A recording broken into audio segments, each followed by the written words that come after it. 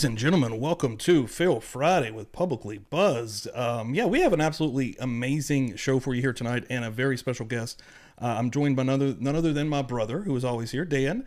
But also tonight we have a very special guest, none other than Kerri fucking Rawson is here. And I'm going to go ahead and get her over here. Hold on, let me make sure I hit the right button. I always worry about hitting the wrong one. Boom! What is up, Kerri? What is up, Dan? Welcome. Hello, hello. Hi guys, am I legally allowed to change my name to Kerri effing Rawson? I'm either my career is at its high point or I'm crashing and burning tonight, guys. It's one or the other over here. I think it's the high point. I think it's the high point, baby. Yeah, cheers, guys. Like you mentioned in the green room there, I think it's just starting. Yeah, this is really peak career right here, guys. So. Steve, I like the new intro. That was brand new, wasn't it? Yeah, dude. The countdown and the Fail Friday. Yeah, a warning screen and a new countdown screen that I popped out here tonight. Yeah, that was good. I was impressed. I was like, wait, am I on a show about skulls? Is this Murder Church? It's getting a little dark. Yeah. Now, hey. Did you punk me into Murder Church with Dahmer and skulls? Murder Church. Now, just real quick, anybody that doesn't know, that was the first time that anybody that was hanging out Sunday and you were in the chat on Murder Church, that's when I knew that this was going to be perfect, Dan. I got a little bit of your sense of humor in there, and man, you're fucking hilarious. I try, but also anybody that's around me personally knows that's more like the real me. Tonight's the real me. I got glasses on, my hair's back, I have beer, I'm sitting on the floor, I have no socks and shoes on, I'm in my bedroom because my children have taken over the living room, and I was running behind because my other realities, I'm literally breaking national news and yelling at a detective in McDonald County, and I was telling the FBI to go to hell to this morning on CNN, which was had the whole studio set up in my living room for 5 hours today, and somewhere in there, I was talking to my team in Osage and taking care of my kids and going and getting pizza, and I got a nap. So I'm literally on the floor in my bedroom because my children are hunkered down. They're with me on the weekends, and they're hunkered down in my one bedroom out in they're just camping out.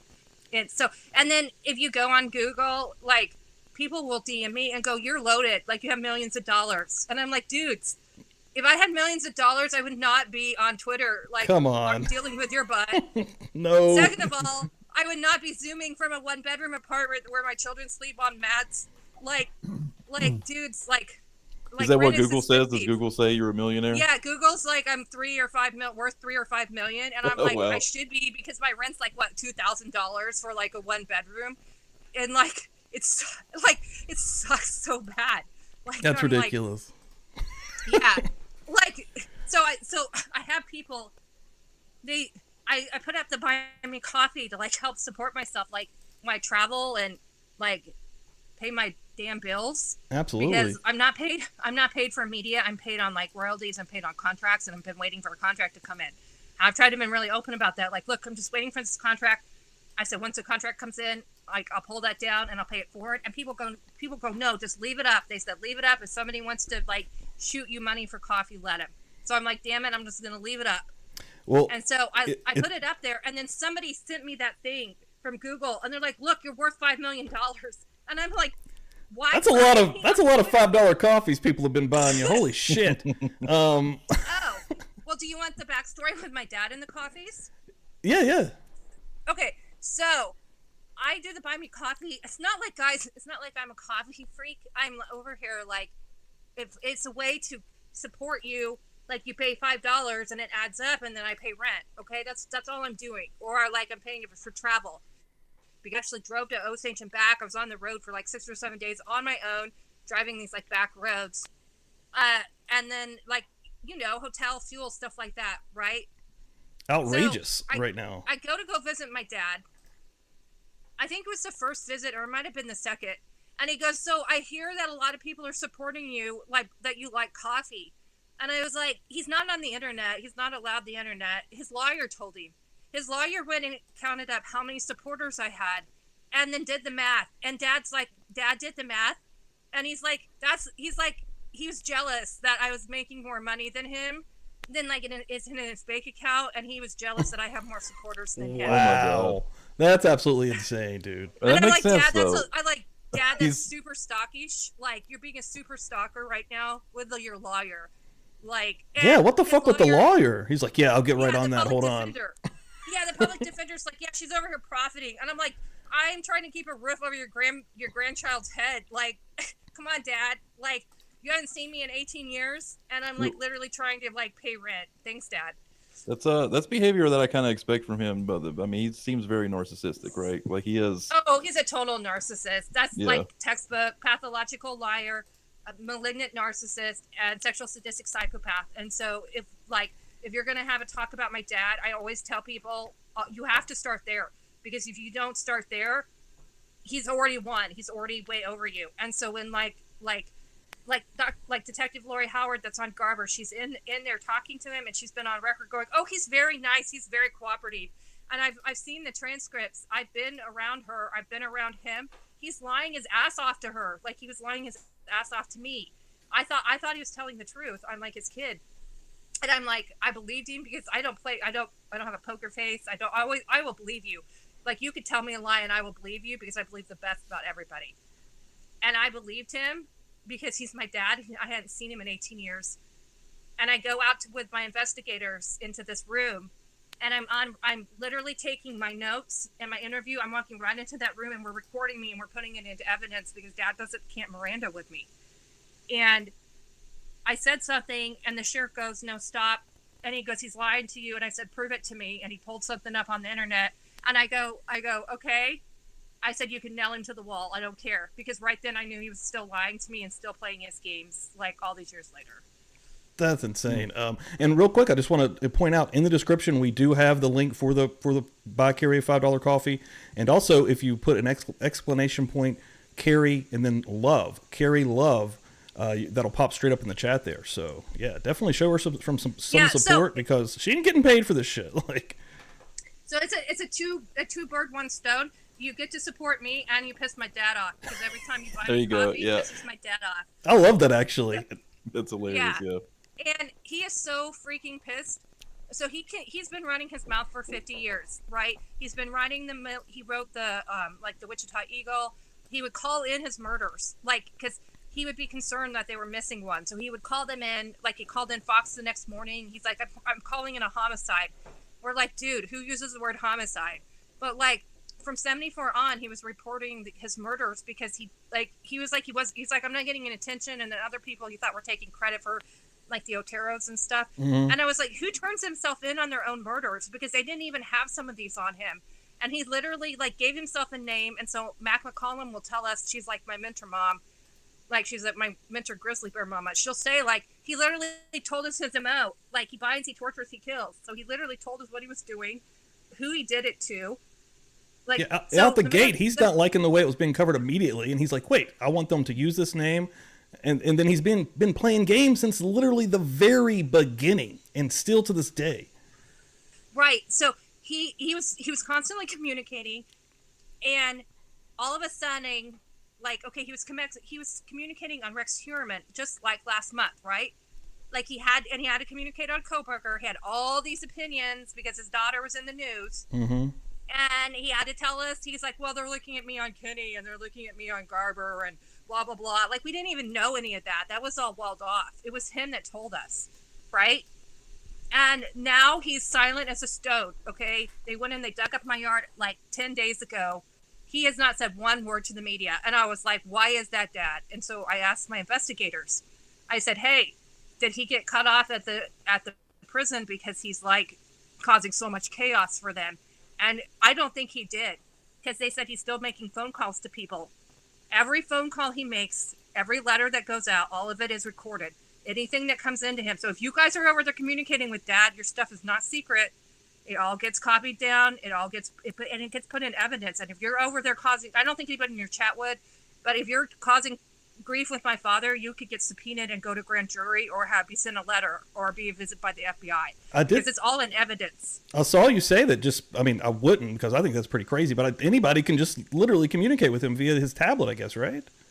Yeah, so he has a chat app, a Getting Out app, and some media will be like, hey, how do you get a hold of your dad? It's like a dealer, like with Coke.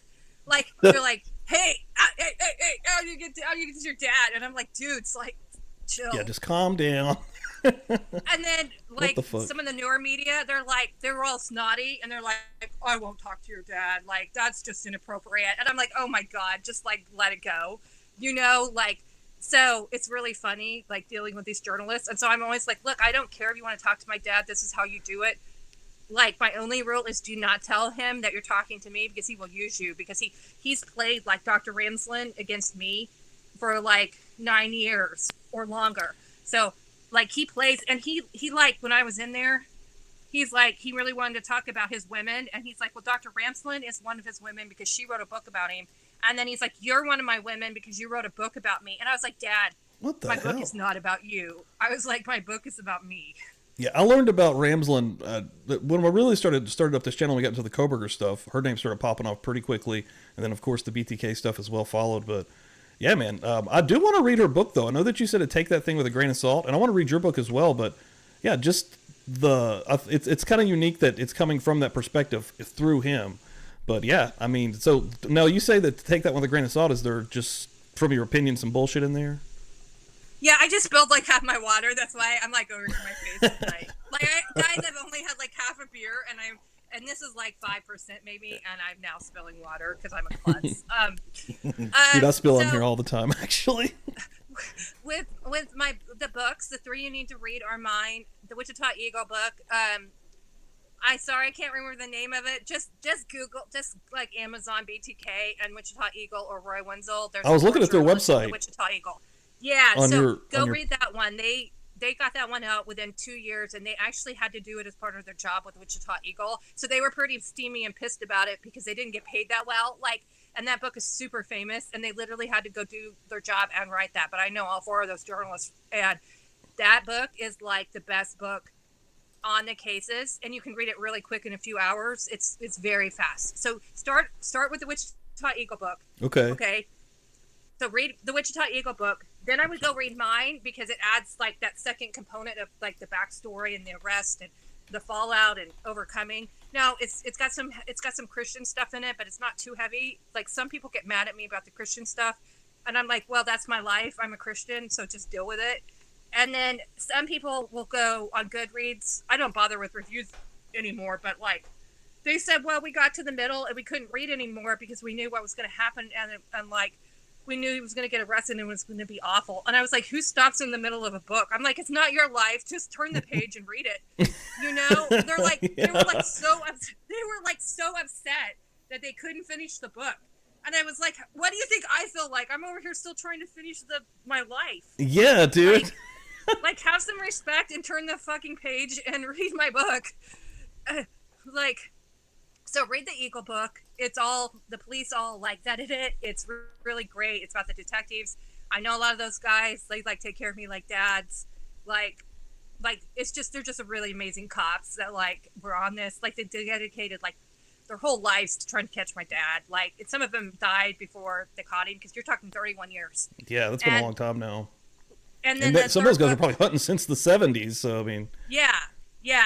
And then the 3rd book is Ramsland's. So after you read those 2, just go read it. It's graphic, but like it runs the cases, and then what it does is like most of it's in my dad's words. Now I think what she should have done, and I would like to see an edit done, I would like to see where she should have done my dad's part in a different color or offset it in a different color text, because I have a hard time sometimes knowing what is dad and what is Ramsland. And I think it would have been really nice to just say, like, maybe you run dad's, like in my book, you see the letters between me and dad, and I've edited them and I've left dad's in his words with his spelling mistakes, because you know how he talks and he writes, he's real well known for it.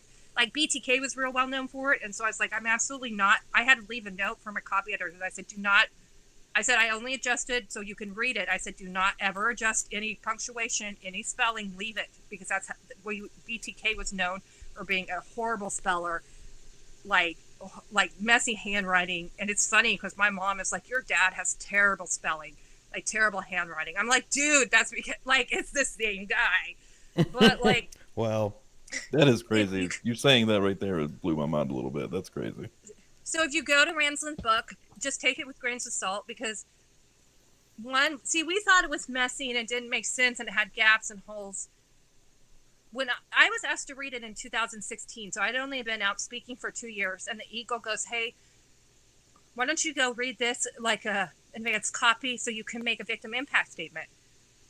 Well, before that, as soon as I had become public yelling about Stephen King, and we can talk about that, my dad was like, hey, I'm writing a book with Dr. Ramsland, and I want you to write a book with me. And I was like, no, dude, leave me alone. I'll go do my own thing. And I didn't even want to tell him, because as soon as he found out I was writing a book, he was like, let's make a chap art book. Because he wanted in on my book. Yeah. And he was like sending me ideas of what needs to be in my book. And I was like, dude, like, go away. And so I had to go read Ramsland's book. And this was only 2 years after I was speaking. And I literally had to go back into therapy. So I had to go back in therapy in 2015 because of the BTK Eagle book. I took that one into therapy and I worked line by line, like to deal with the cases like 10 years later. And then I had to go back into therapy just because Ramsland's book was so bad. And I have my original copies all highlighted. I literally was chucking that thing across the living room, and it took me like a month to read it back then. Shit. And then I talked to it, like, yeah. Just being so pissed while you're reading it. Yeah, and I had to like stop. And then I talked to Kelly Otis, one of the head detectives in Wichita on the BTK for a long time. And he's quoted as also throwing the book across the room. So I was like, oh, I'm in good company.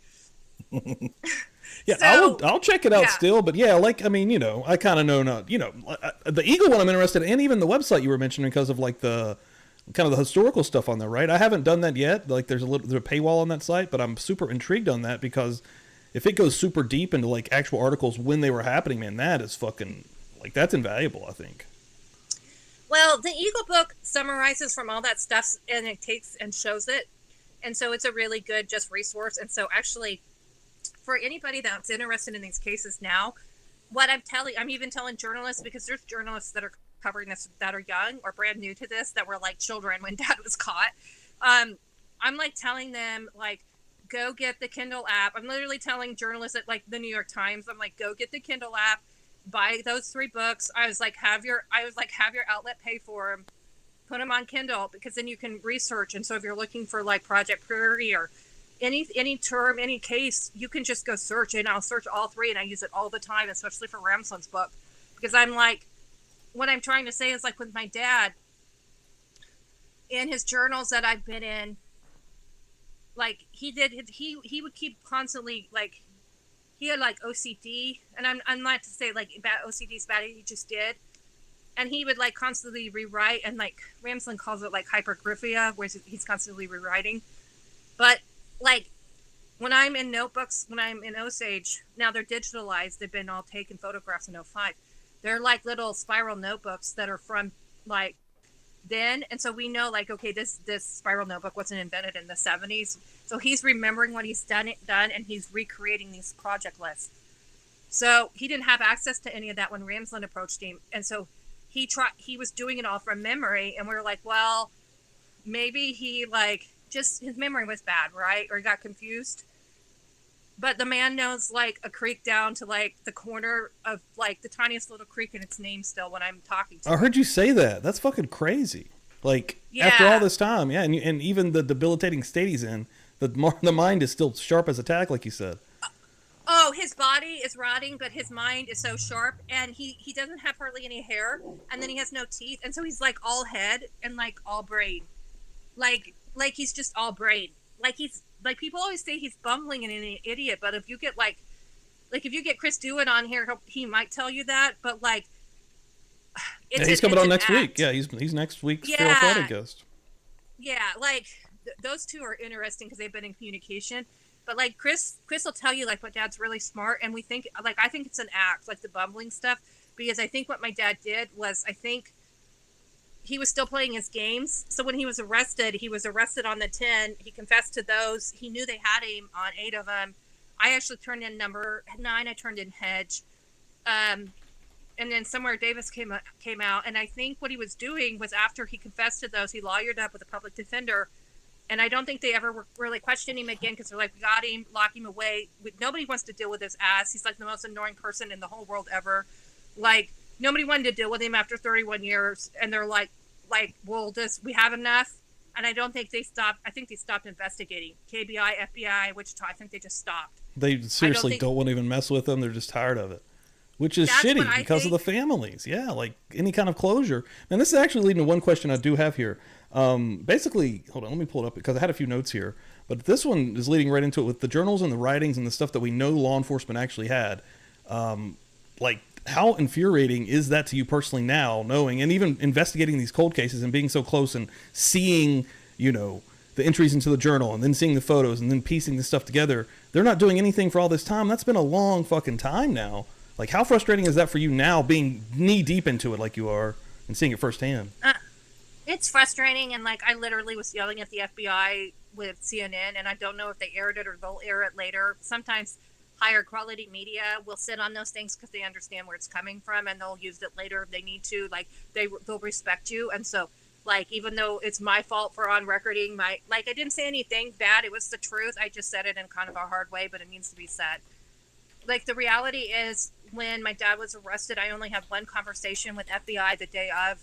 It was like on a yellow notepad. He was an accountant. He wasn't even like a violent crimes guy. He was way over his head. He told me that after my book came out. He goes, hey, you said my car was beat up. And he's like, my car wasn't beat up. And then he was like, he was over his head too. And it did affect him. But now my investigators need that interview, and there's no transcript of it. Nobody saved it. Like, I don't even know if he sent that interview in, and we need that interview, right? And we need the interviews with my mom and everybody else. And we don't have transcripts. None of them were recorded in 2005. Oh, shit.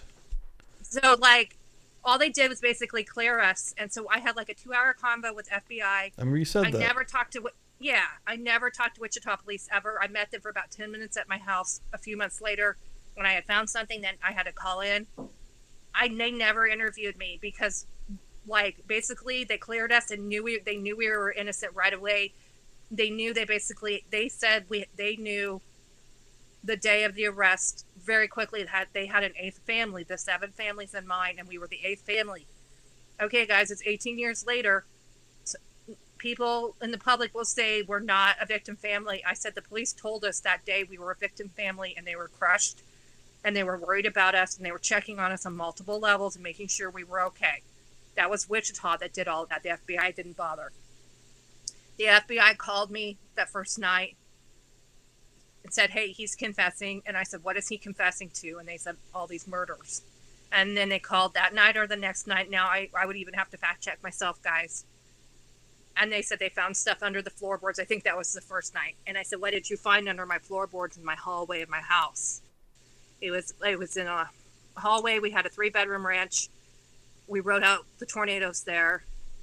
And if you go in the hallway, there was a heavy junk drawer that he had filled full of junk or like rags. It was big. And above it was linens. Well, there was no reason to pull that all the way out. So even if you somehow had pulled it all the way out, you would have just seen wood. Well, in the 70s, he had gone in there, he had carved out a spot and used that as like a prime hidey hole in our house. And so what he had done, and we're trying to figure this out now. They were pressing him in confession. He was arguing with them for hours. And at some point, I don't even know. I asked my investigators, can you go back and find out when Hedge came up? Because I had given him Hedge. They didn't arrest Dad on Hedge. He was my neighbor. And my FBI guy had stopped when I gave him Hedge and called it back. And what we're trying to figure out is we think he was trying to maybe confess to others or hide some. If I had not given them Hedge, would they have had that one, or would he not have confessed to it? Right? Right. And so... Because it's a game to him. He wants you to prove it. Yeah, so what That's we think so he did... up. We know he called in the Oteros and was claiming it back from 74. Eventually, he claimed Bright. He didn't want to for a while because that one went completely wrong. There was a ton of evidence, okay? He wasn't going to... He hid that one until there was no way they had evidence on it. That one went completely wrong, in his words. Then he gave him Vian, and then he gave him Fox. Fox is like his perfect murder, okay? He only gave them 4 cases, 7 total. Oteros were 4. He only gave them 4 cases in the 70s. Then he went quiet in 79, the night of my birthday. We had a birthday party, my first birthday, and then the dumb guy, he wore a jean jacket. Who wears a jean jacket in the summer in Kansas? He goes down to the bus stop and he mails a letter and basically saying he's done. He goes underground. There's no BTK communications between 79 and 2004 other than a letter to the Fagers where 2 daughters were drowned and the dad was shot in his back and the widow came home in Wichita. It's the Fager case from like around 90. He sent a letter to that widow, BTK, and said it wasn't him, but it was nice work, and he sent a drawing. Okay? So in that time, he's murdered Hedge in 85 down the street. He murdered Wegerly in 86 in Wichita. And he murders Davis a couple miles from our house in 90. He changes the MO on Davis and Wegerly. I'm sorry, he changes the MO on Hedge and Davis because it's up in Sedgwick County, and he doesn't want them to know BTK's there. He did cut phone lines. He did kill them in their house, but he removed their body. That's where he changed the MO. And then he dumped them, and it took him a while to find both of them, and he moved their bodies around, and he literally used my family's Oldsmobile to move Davis around. Holy shit. And so he had Davis's body in the back of our family car. Yeah, and then my dad is so swell. That was my car to drive in high school. And so I was driving the Oldsmobile that had a body in it like a few years before. And I had a sticker. I went to Kansas State. So I was headed to Kansas State. And I had a sticker on the back that said Jayhawk in the truck. And then after my dad was arrested, I found a photo, and I was so mortified that I had a bumper sticker that said Jayhawk in the trunk. Like I still don't want to give me that photo. Like, wow. So anyway, like when my father, what we think he did. So he had turned in the 7 in the 70s. The police thought that poor Mr. Wegerly had killed his wife, and they had accused him for like 20 years, like completely run this man's life. He lost his wife. He lost the mother of his young children. Like my dad killed Wegerly right in front of her young son. Wegerly's daughter was at school and the same age as me. So I'm at school thinking Dad is at ADT. Dad said he took a long lunch break and went and killed Mrs. Wegerly like a month after we had been to Disneyland. And Mrs. Wegerly's daughter is at school the same age as me, and she comes home and her mom's been murdered. And Dad went actually back to the ADT after he did that. So they never had Wegerly. Now they had some DNA in the 70s, but they didn't know how to test it back then. Like luckily they had collected it, and they told the guys, hey, just collect the specimens and like just collect it, and later we'll figure out how to test it like we're being told.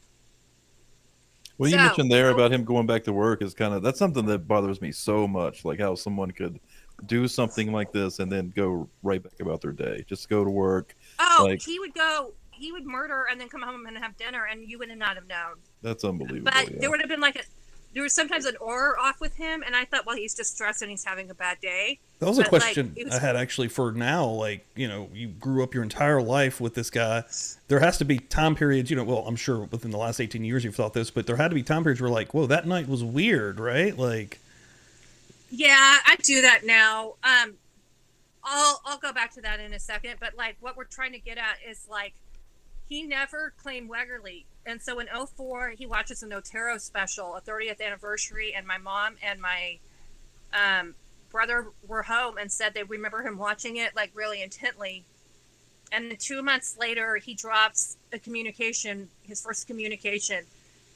He sends in Wegerly's driver's license, a copy of it, and a copy of jewelry, or sends in the actual jewelry. And he does his BTK signature. Now, everybody knows what the BTK signature is. Like, if you Google it, it's like the breast with the T and the K. Okay. He had come up with that in the 70s, and law enforcement somehow had kept that secret, and that's how they vetted his communications, which was super, super smart. So that was secret until he was arrested. So when they get this thing in 2004, they go into full panic mode. Like, oh my God, he's alive. He's going to kill again. And he plays massive games and like totally just like messes with Wichita for almost a year. Here's the thing. This is where we're at right now. Was he going to claim more? Because Sheriff Eddie Verdon from Osage, and I've been in it, and then he's on record it, so I'm comfortable talking about it now. He's been telling us about C9 communications, chapter 9s, C-9s. We know that's a code for a hit, a confirmed kill, a hit. Okay? There's about 4 or 5 journal pages. They're typed up on a computer, so they're modern. They're from like 2004, early 2005.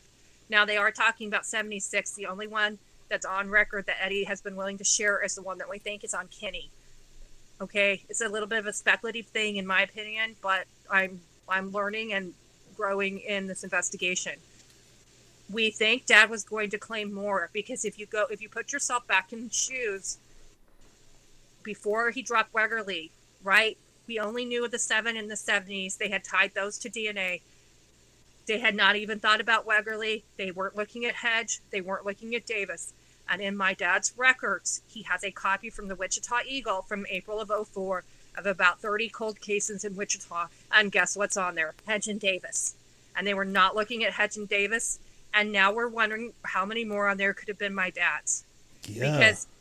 Because on these C9s, there's about a dozen more things that he was trying to claim. And now we're having to go look at each and every one. And some of them have names. And they have confirmed C9s. And here's where it gets really serious. He has the word afterlife on some of these. And we know he used afterlife for the Oteros and anybody he did kill.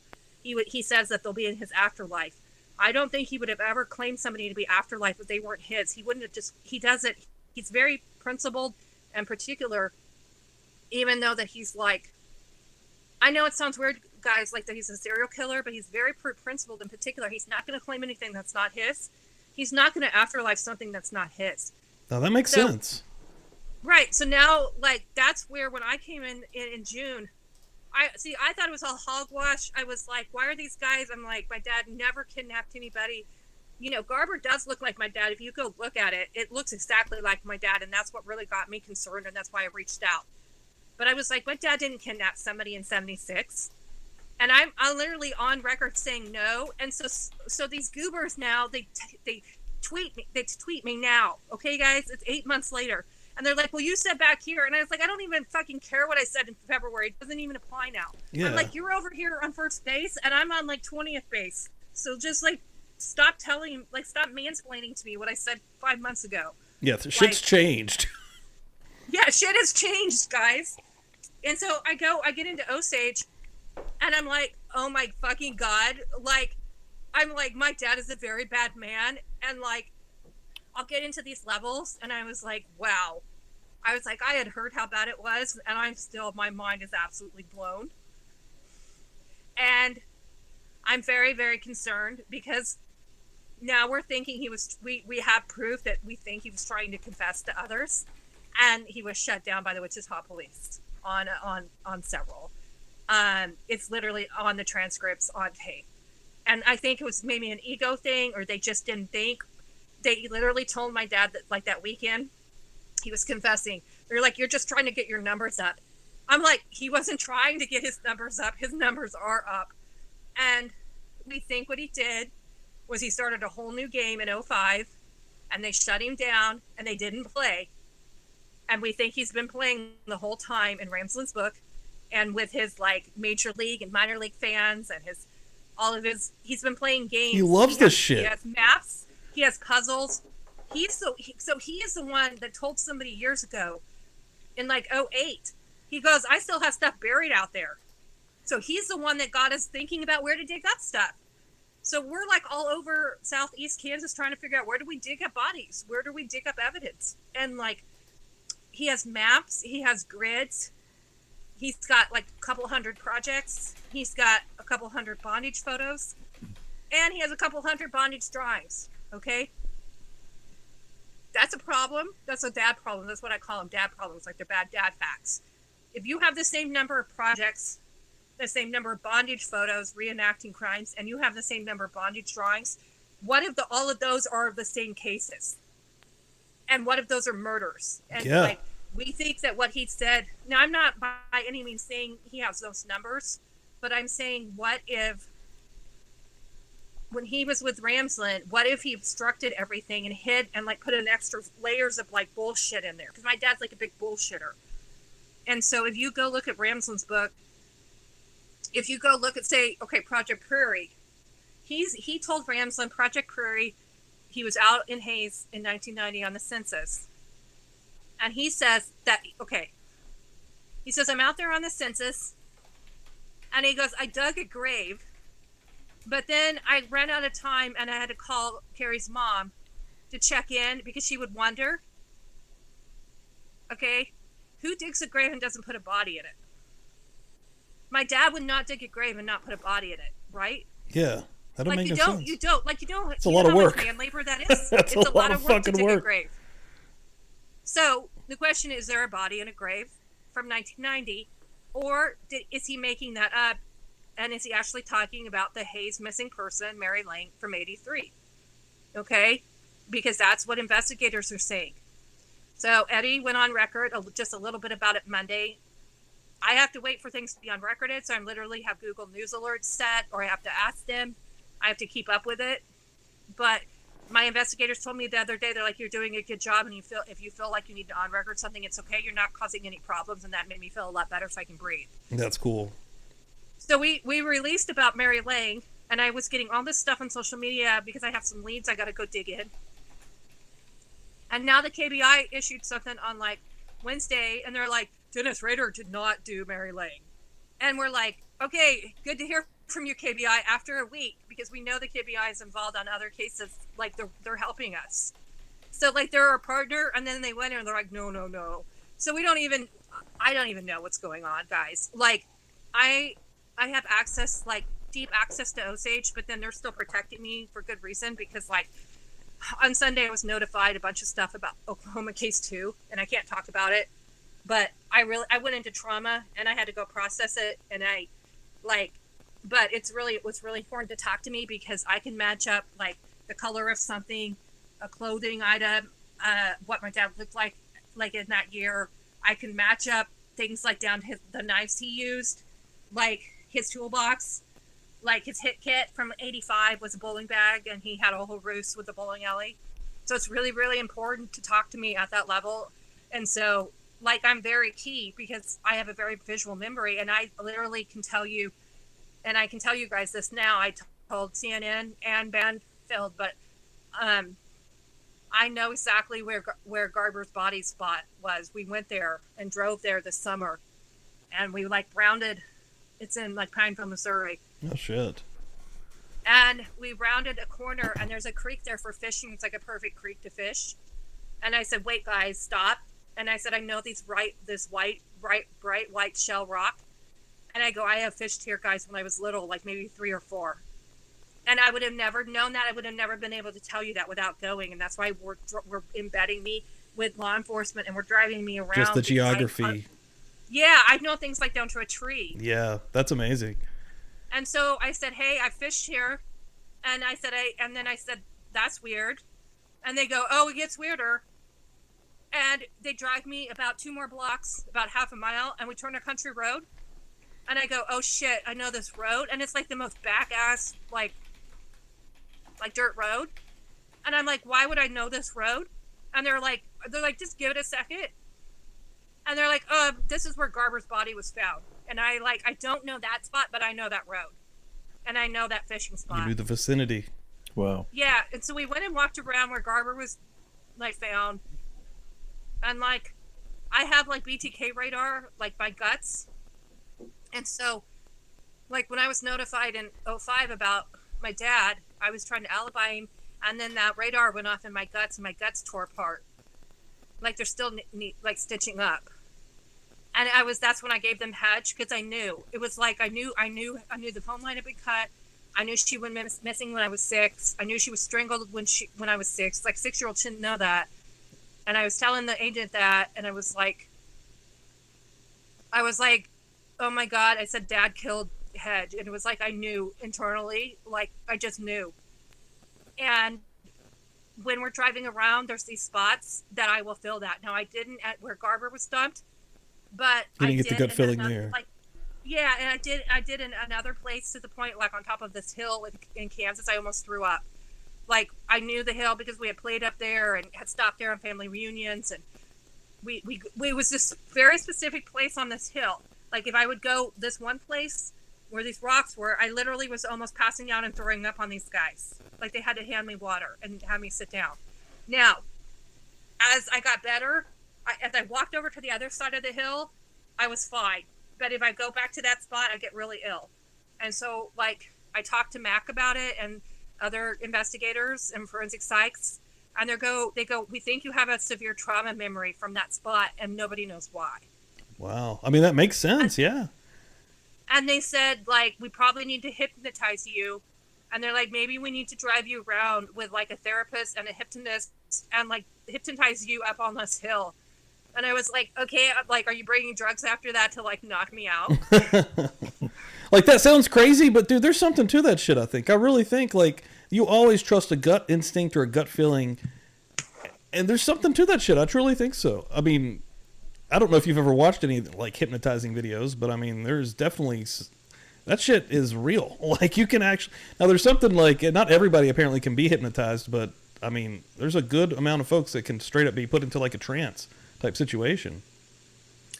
Yeah, That'd be interesting. I'll do it if I need to. Like, I went in to see my dad because, like, the women that are missing or the other victims, like, they deserve answers and the families do. That's the only reason I went in and put up with him. Oh, yeah, like, yeah. I wouldn't have done it. Like, I'll do it. But, like, they think that he probably took me to crime scenes. I know he drove me by the Otero house. I know he took me down to play by Hedges after she was murdered. So the question is, why do I know where Garber was dumped? Like, there's questions, like, about that. And then, like, when I asked Dad about Garber, he goes, well, he started talking about Bella Vista and fishing when I was little. And he goes that we had stayed in, like, cabins down there not far from there. And he was telling me about a photo with a cane pole and me fishing. And I was like, okay, wait. Like, he says, like, that's from Bella Vista and I should remember. And I'm like, Dad, I don't remember things from when I was 2 years old, dude. And, like, he was shocked that I couldn't remember, like, my first fish. And I was like, Dad, I was 2 or 3.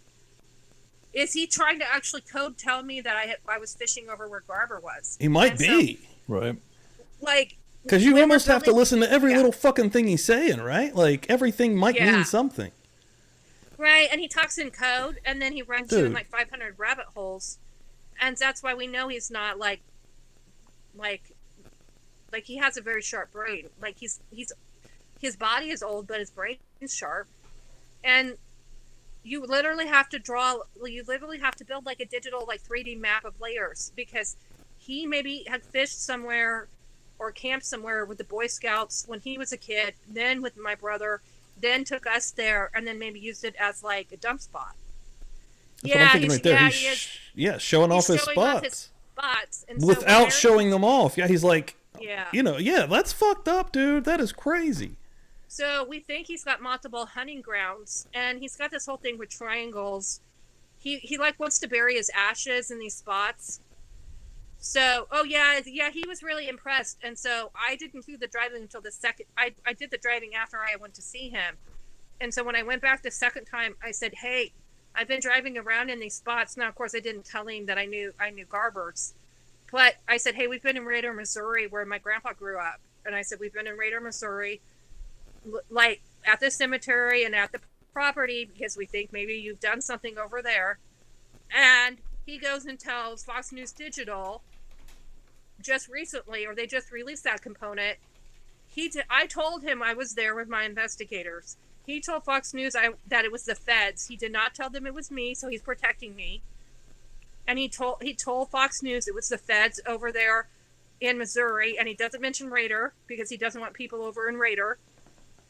And he lies and tells them it's the feds. Now, maybe he assumed I was with the feds, but I had told him I was there with Osage and McDonald. So he's just literally lying out his teeth. And so anything my dad says is a lie, or can be, and he's playing massive games. I think one thing that irritates me, especially with what's going on right now, is, that he's been in prison for almost 20 years, and he's still getting his kicks. He's still getting his gratification out of this stuff. There's no reform. There's no, you know what I mean? It really kind of, fucks with me that he's still getting gratification. It's pretty frustrating of his daughter to go in there and say, like, put my butt on the line. And like, literally, I was notified the night before that I'm a more severe victim than I am. And I can't talk about it right now. I will someday. I'm just not ready to talk about that. And I was literally notified I had to go through victim services. Osage brought in a team of people to work with me that night because it's in my dad's records. Like, that's where my frustration and anger comes to with the FBI. It's because it was literally in their records and I found it. like Osage County let me. They opened up one of the books digitally. They let me read through it, and they let me find what I needed to see, and that I was deserved that information back in 2005. Absolutely, yeah. And any dumb butt that can read, if you were a kindergartner and you can read, you would know exactly what it was, and you should have notified the victims, and they never did. And so I was on a podcast with Laura Richards. She actually worked for Scotland Yard. I'm still working through that podcast. She's a forensic psych. Fucking amazing, dude. She's so sharp. Oh yeah, she had me running holes too. I'm literally just Googling words she says all the time. Like, she's so fucking smart. Control. I was like, wait, what does that mean? Dude. You know? And so we had to stop that podcast because she goes, Kerri, she goes, the FBI asked me to come in and look at your dad's digital records. So she got to go in and see my dad's digital records in 2005, but she's the real fucking deal. Yeah, so they call in like Scotland Yard to come look at these records, and nobody fucking notices what they need to notify me. So she obviously didn't even look at them that hard, or wasn't even allowed in all of them. Maybe they protected those pages. Maybe she had a limited amount of time.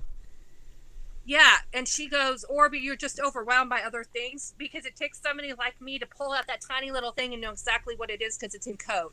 A little, not really, it's obvious, but it's like, it just maybe didn't stand out to other people. But Osage got it. My investigative brothers were the ones that found it and notified me. And they were just waiting. They said they were waiting for me to contact them, and they were going to contact me, and they were just waiting for me to be ready. And then they handled it really well, but then I had to go in and see him the next day. But I'm on this call then with Richards, and she has to stop our podcast for off record and stop recording. And she goes, hey, when I was at the FBI in 2005, she goes, I said, was this family abused? And the FBI goes, oh no, they were never abused. And I was like, bullshit. I was like, we were verbally, emotionally abused. My brother was physically abused, and it's worse than that. And like, fucking pisses me off that I'm not mad at Wichita. I'm a little bit teed at KBI. I am fucking pissed at the FBI, and I literally said on CNN this morning, and I don't even know if they aired that component. I said if the FBI does not get their act together and go take over McDonald County because it's crap. I said there's paracord, that green paracord in the photo. Dad and I talked about that paracord. He got really excited about the paracord and the other bondage stuff. I said it's literally sitting somewhere and needs to be tested.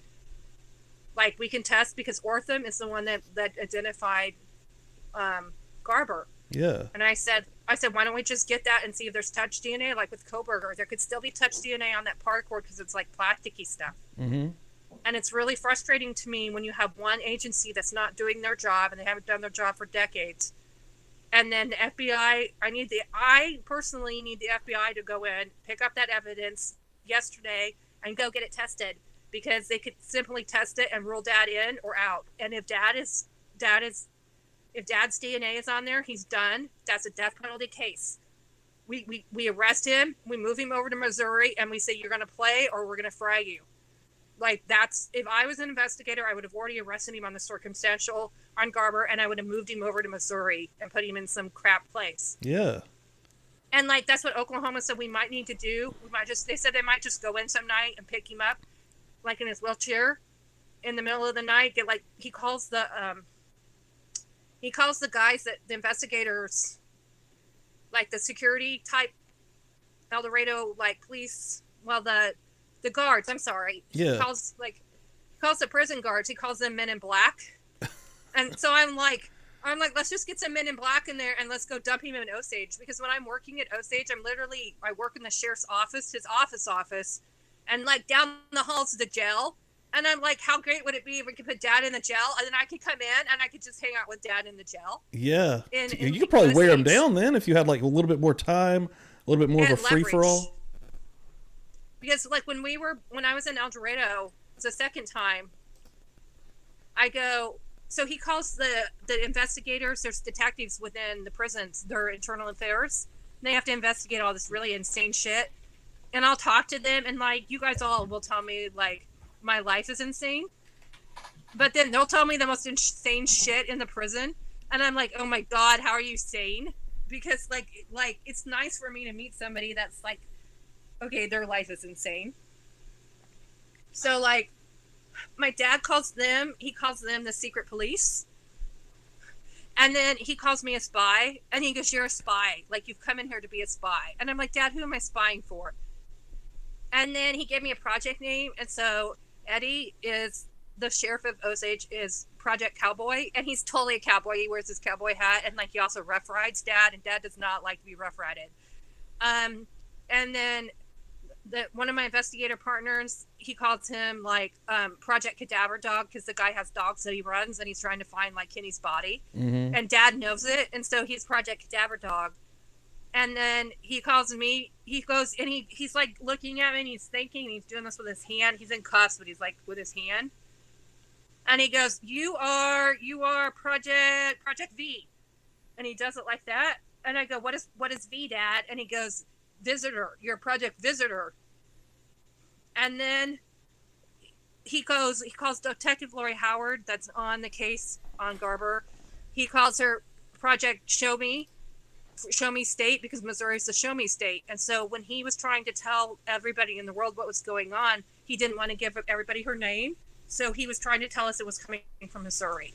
So he was trying to like give us a code. And then he calls the other detective on it. He calls her Yellow Brick Road. But she's from Missouri. Yellow Brick Road's like Oz, Kansas. Yeah, that's Kansas. Yeah. Yeah. And so I put it together. I put it all together. It's Cowboy, Show Me the Yellow Brick Road, through Cadaver Dog to Project Visitor / Victory. So he's literally saying, Cowboy, like, show me the yellow brick road, like, show me the ending, show me the way, through the Cadaver Dog and Project Visitor to Victory. And I coded that all together. Holy that, shit. Like, yeah, so he's literally trying to tell us, I think he's trying to tell us there's more. And he just wants us to play. And just like, if there's not more, guys, I like with Koberger, I've said Koberger's guilty. And if he's not, I will eat a shoe. So I might be eating a lot of shoes. Okay, I'll come eat a shoe if there are more with that. The publicly buzzed Film Friday, Kerri Rawson eats a shoe. I'm going to have to be eating a lot of shoes because I will eat a shoe for Koberger. You're not going to eat a shoe for Koberger. Let's just be honest real quick. No, there will be no shoe eating. And like Joel Waldman, it's like, you don't have to come eat a shoe, Kerri. It's okay. You don't have to come eat a shoe. And I was like, no, I'm going to have to eat a shoe. But no, there's no way Koberger. I'm sorry, guys. I know some of you love Koberger. Maybe not in this chat, but yeah, probably not in this chat. Maybe a few in this chat. hanging out in there. But I was like, I'm gonna have to eat a lot of shoes here, guys. So here's the thing, really interesting with my father. When I went back in, like, there's Rule 11 immunity on the table, and the feds are not happy with me because I totally just put it in a press release and it went out to thousands and millions of people, and the only other person that ever had mentioned it was my father. And they're like, yeah, that really was not supposed to be mentioned. And I'm like, look, I'm sorry, Dad had already on record it. Like, he told everybody back in like April and nobody was paying attention and even said Rule 11. And I'm like, you need to go do your fucking job. Like the Tulsa, like DAs and stuff. And they're like, we don't want to be involved. We don't want to comment. And I'm like, this is you. Like, that is your job. Like, go do your job. That's where I get really frustrated. And that's where I can use a little bit of my like firebrand. Like, people are like, yeah, we're just going to use you as like a firebrand to like tell people to return their phone calls. So like, I go back in with my dad and I was like, look, you have immunity. I was like, wouldn't it be cool to like just go out on a bang? And he goes, hey, can I go out like a Roman candle? Because he loved Roman candles. He loved fireworks, and he used to have the illegal Roman candles. And like, he literally set my babysitter's roof on fire one time with a Roman candle. Like, he's such a little kid. Like, my investigator knows him pretty well now, like my investigator partner, and he goes, your dad is actually really fun aside from all the murdering.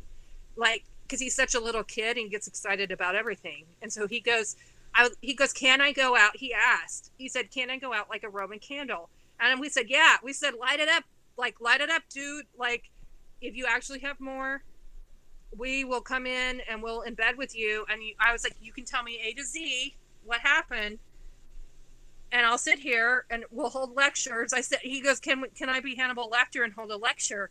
And I was like, yeah, I'll come in and I'll sit for your lecture. Like, I would literally live in the prison with him. Giving him anything that he would actually want to just fucking give this information. Yeah, I was like, what if we put you on YouTube and you could host lectures and like clear like 50 cases? Like, you know what I mean?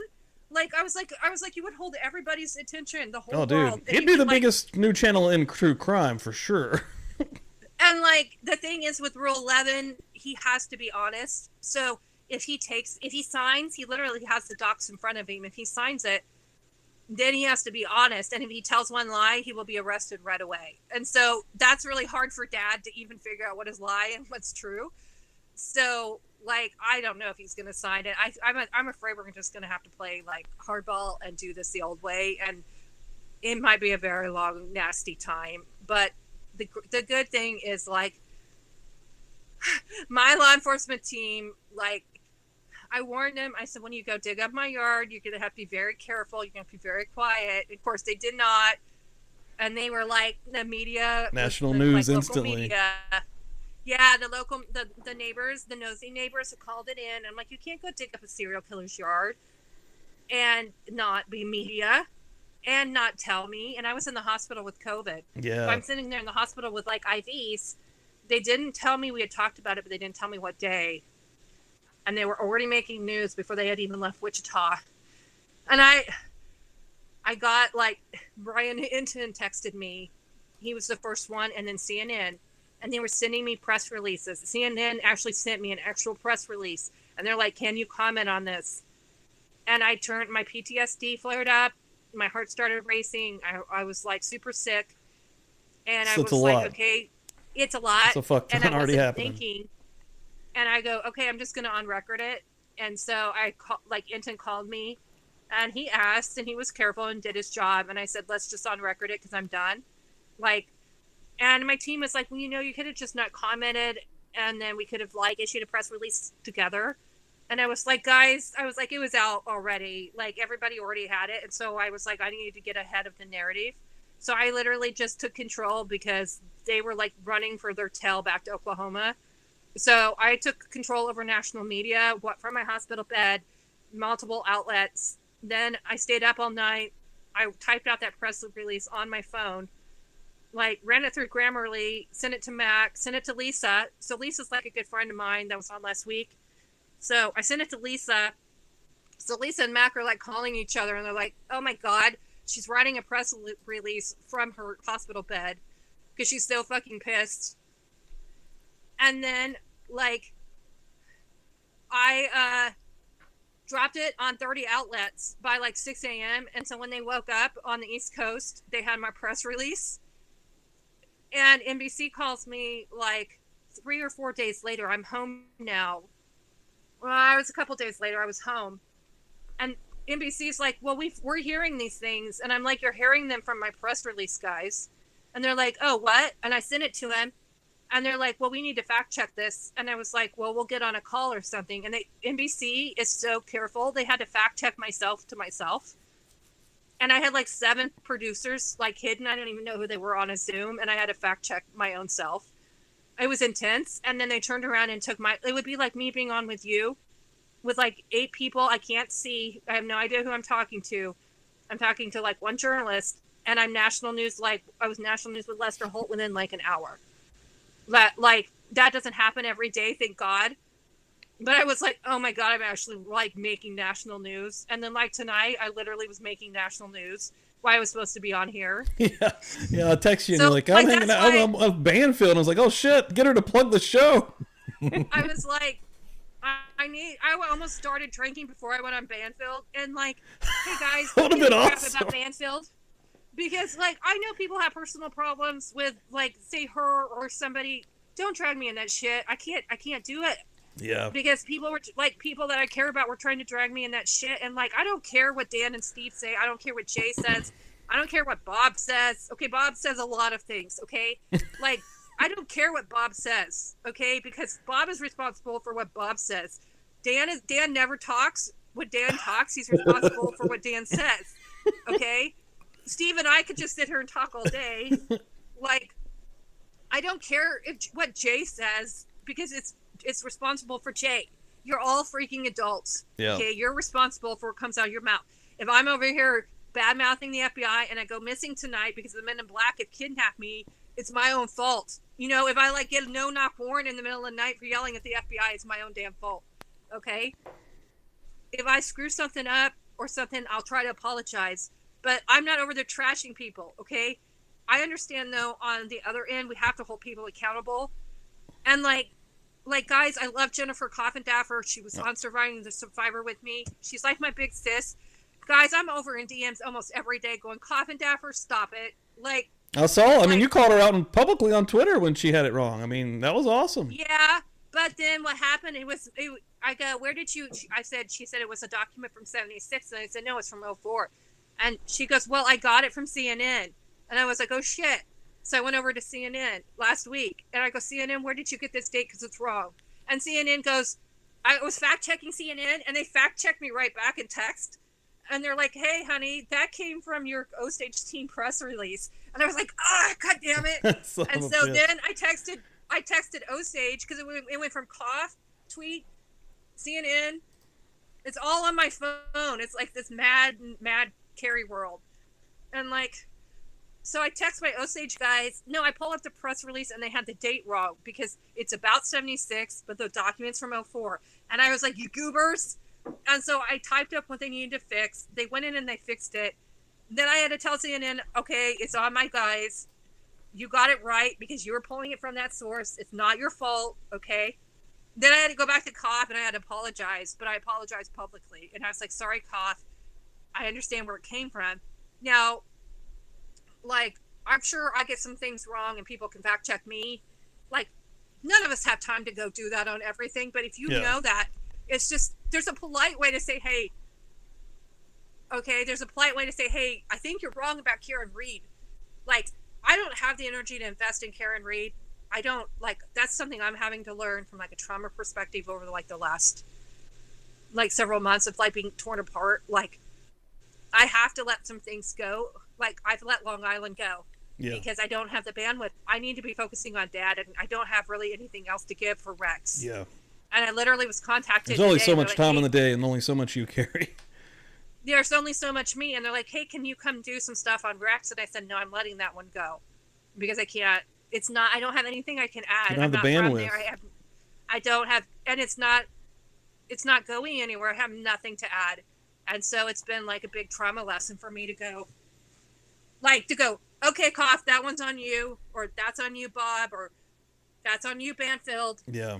You know, and like professionally and respectfully, I will call somebody out and I will call out News Nation. But then today I stood up for Banfield because people had it wrong. They thought that she had taken my clip from Surviving the Survivor, but Joel literally sent all those around to the media to help me, because if he can clip those things and get them out to outlets, then that means I don't have to go sit on that outlet, and it protects me from all of the outlets. And so it's actually a really smart media strategy to clip some of this and send it out, because then I don't have to like go do it. I didn't have to do anything. She had a component. She was able to news it. She turned it into news. Like, Joel's literally news. Some of this is probably news tonight. Like, it actually protects me, and so I didn't mind at all what she did. I thought she did a nice job with it. It's just because some people, because she hasn't always done a nice job, or she's not always at that level, people will hit things or assume something. So I literally was like tweeting out, no guys, like, that's not the case this week. And then I literally went on the show just to show like that there wasn't a problem there. Yeah. Because like we were working on something and she needed my component.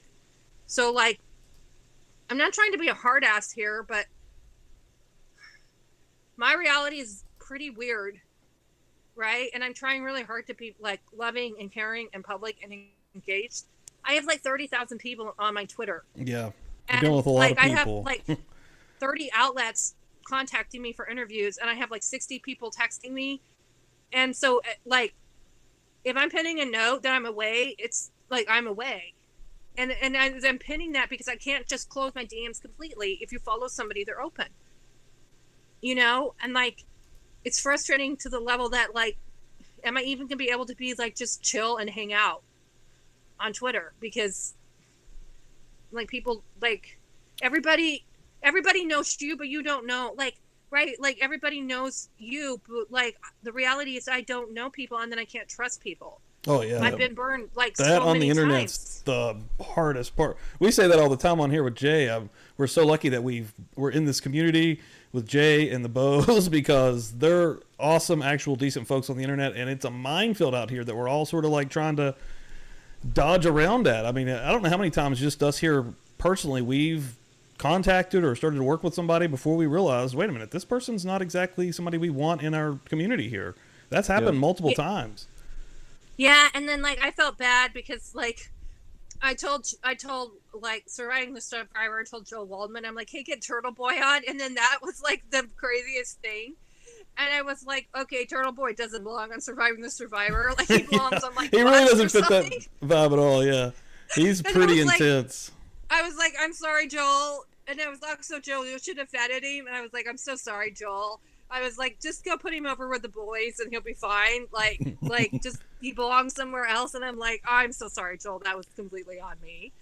Like that's the most insane clips out of there. And that was totally my fault, guys. Because he was like, who else should I pull on Karen Reed? And I was like, Turtle Boy. And then I was like, oh, I mean, the thing about Turtle Boy is he knows the most about the Karen Reed case. He's the most in depth. But he's also very intense, man. I mean, he comes at people sometimes even not even correctly, quite honestly. But yeah, I mean, that was a wildest. No, that was fun to watch. He's I will passionate. say that. But that was passionate. Yeah, he's passionate. Yeah, it's but passionate. The Survivor show is way more professional than what happened that night. Yeah, I felt so bad for Joel. Honestly, you guys should get Cough and Turtle Boy in the same like chat, and then like sell tickets for like 9 rounds and popcorn. I would pay. We're gonna get Jennifer Cough and Dapper on here, baby. She's gonna do Fail Friday. Yeah, I would totally pay per view to see like Cough and Turtle Boy. They go pretty hard on Twitter or X there. Yeah, I mean, and at the end of the day, it's just differencing of opinions, but they are just like tooth and nail. I mean. Oh, she's a tough one. Like she calls her balls and strikes, and she's like, I'm calling my balls and strikes. And I was like, God damn it, Cough! Like go to the beach. I love her, but like she knows I will push back, and like we were in it on Koberger. Like we were in it hard. So before he was arrested, I was down in rabbit holes with her. That's how I got to know her last fall, because something about Koberger was really, Idaho 4 was really bothering me. And so we were in chat. Now she was running all of that speculative, and you would never see me ever. I only post news. Usually I don't run speculative. She will, that's my line. And so what I will do now is like say I might chat speculative like on YouTube, but I usually won't put it ever in print. And then what I will do is I'll take speculative or off record over to say like Fox News or something. I'll give it to an investigative journalist. They'll go work it and work that piece. And then if they decide they want to on record it, I might. So as I told Jay's team, I will go over into Facebook.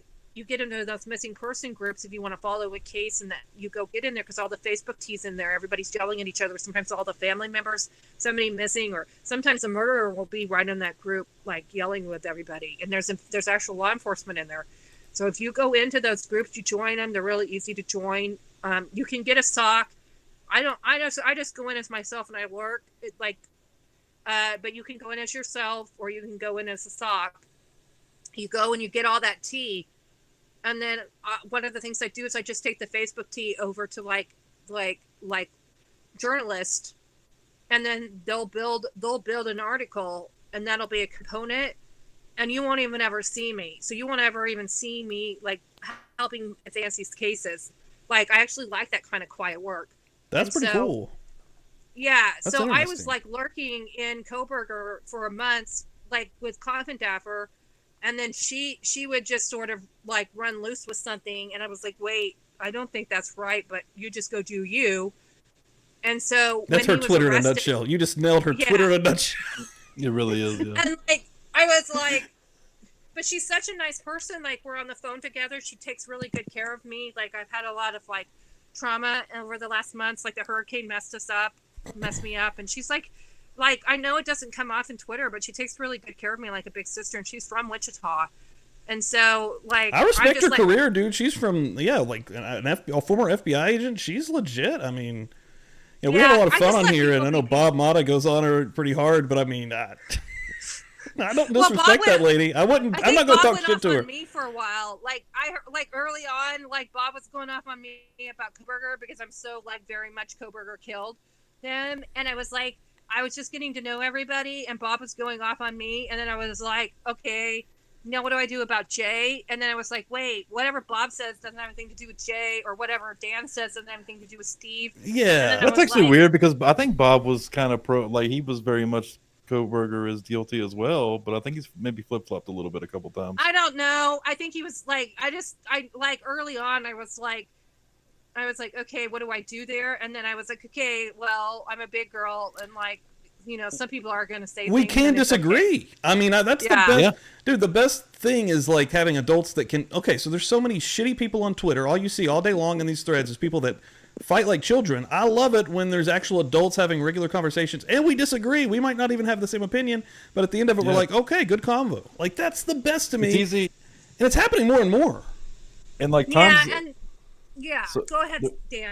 There's times where like I get into like little like tiffs on Twitter. And I just give up. I just stop talking to. I stop replying because I know where this is going. Yep. They're never going to give up. You're not going to give up first, right? You're not going to change this rando's mind.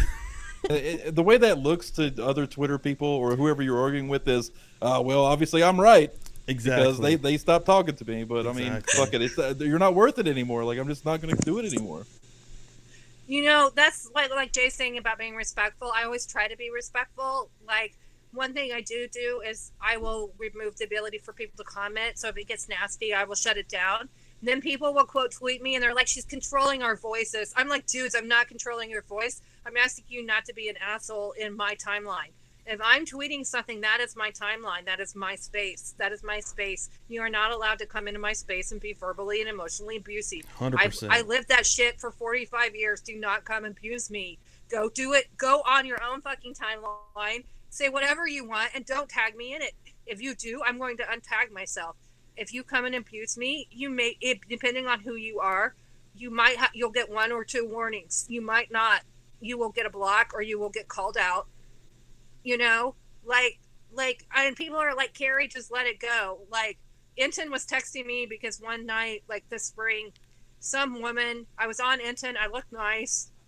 I don't like doing hair and makeup, so really, like, I'm more uncomfortable about how I look or my big fucking forehead like my dad. I guess it just means I'm smart, right? I don't know. And, like, it doesn't matter. I could do, like, professional hair and makeup. I could look the best I ever could, and somebody will still tell you that, like, you look like your dad and you're ugly and you should shut the fuck up. Okay? So some woman goes, everything's wrong about you, about your hair, your head, your clothes. And I just, like, lost it on her on Twitter. And Enton, like, texts me, and he goes, honey, don't do that. He's like, don't engage. Because he said, like, Enton is, like, the most beautiful man. And he says people tell him he's ugly. And I was like, okay, if Enton is being told he's ugly, I stand absolutely no chance. That makes me happy that he actually texted you and was cool like that. Because I like him. He's one of my favorite ones, dude. He's amazing. So he's the one that broke all this story. He puts the fucking work in. Like, he's out here... traveling this whole fucking country every day. Like, he's covering aliens, he's covering like environmental disasters, and he's like checking in with me. He takes care of me, like he takes care of Coffin Daffer. He takes care of all of his people. I like him. And like he's the one that blew me up on New Year's Day. I was on my lanai. It's like the worst goofy video, and he literally blew me up to the world on Kohberger. And like Enton and Joel Waldman literally just blew me up into the world, and I like owe them everything. And like there's legit journalists like Enton that stick with you and care for you, and then there's pieces of S like, and I know exactly like very quickly if you're a piece of S, and I will not touch you. So like last Thursday, I had just been home from the hospital. I was literally still in bed. It was like the afternoon. Okay, so media freaks out on you if you're a media cycle and you're in the news and you're sleeping in. Like they're like you've lost half the day. Like they get up at 6 a.m. to build their news, and they get really like They're like, where were you? And I was like, I'm sleeping, guys. Like, fuck off. Yeah. So, like, I'm like, I just gotten out of the hospital. I still have COVID. I'm super sick. And an outlet I'm not even going to name. They're just minor. Like, they don't matter. This journalist, she calls me. And she goes, she goes, can you give me an on camera in a couple hours or like really quickly? And I said, no, I normally can. Like at bare minimum, any woman will tell you need probably an hour to get ready for on camera because you have to shower, you have to dry your hair, and you have to do makeup. Now tonight, I was able to be ready for Banfield on camera in probably about 5 or 10 minutes, but that's because my hair was decent enough. So if you have to go wash your hair, like, it sucks to be a female in media because you guys could literally go on camera right now and you look amazing. And like, it's like, it sucks to be a female. And so this outlet, she calls me and she goes, I want it on camera. And I said, I can't. I said, I'm too physically weak to take a shower today. I'm too weak to put on makeup. I literally I'm not even out of bed yet. I have to take care of myself and feed myself. I can't on camera today. I said, I can give you 10 minutes of audio. And she goes, man up and put a mask on.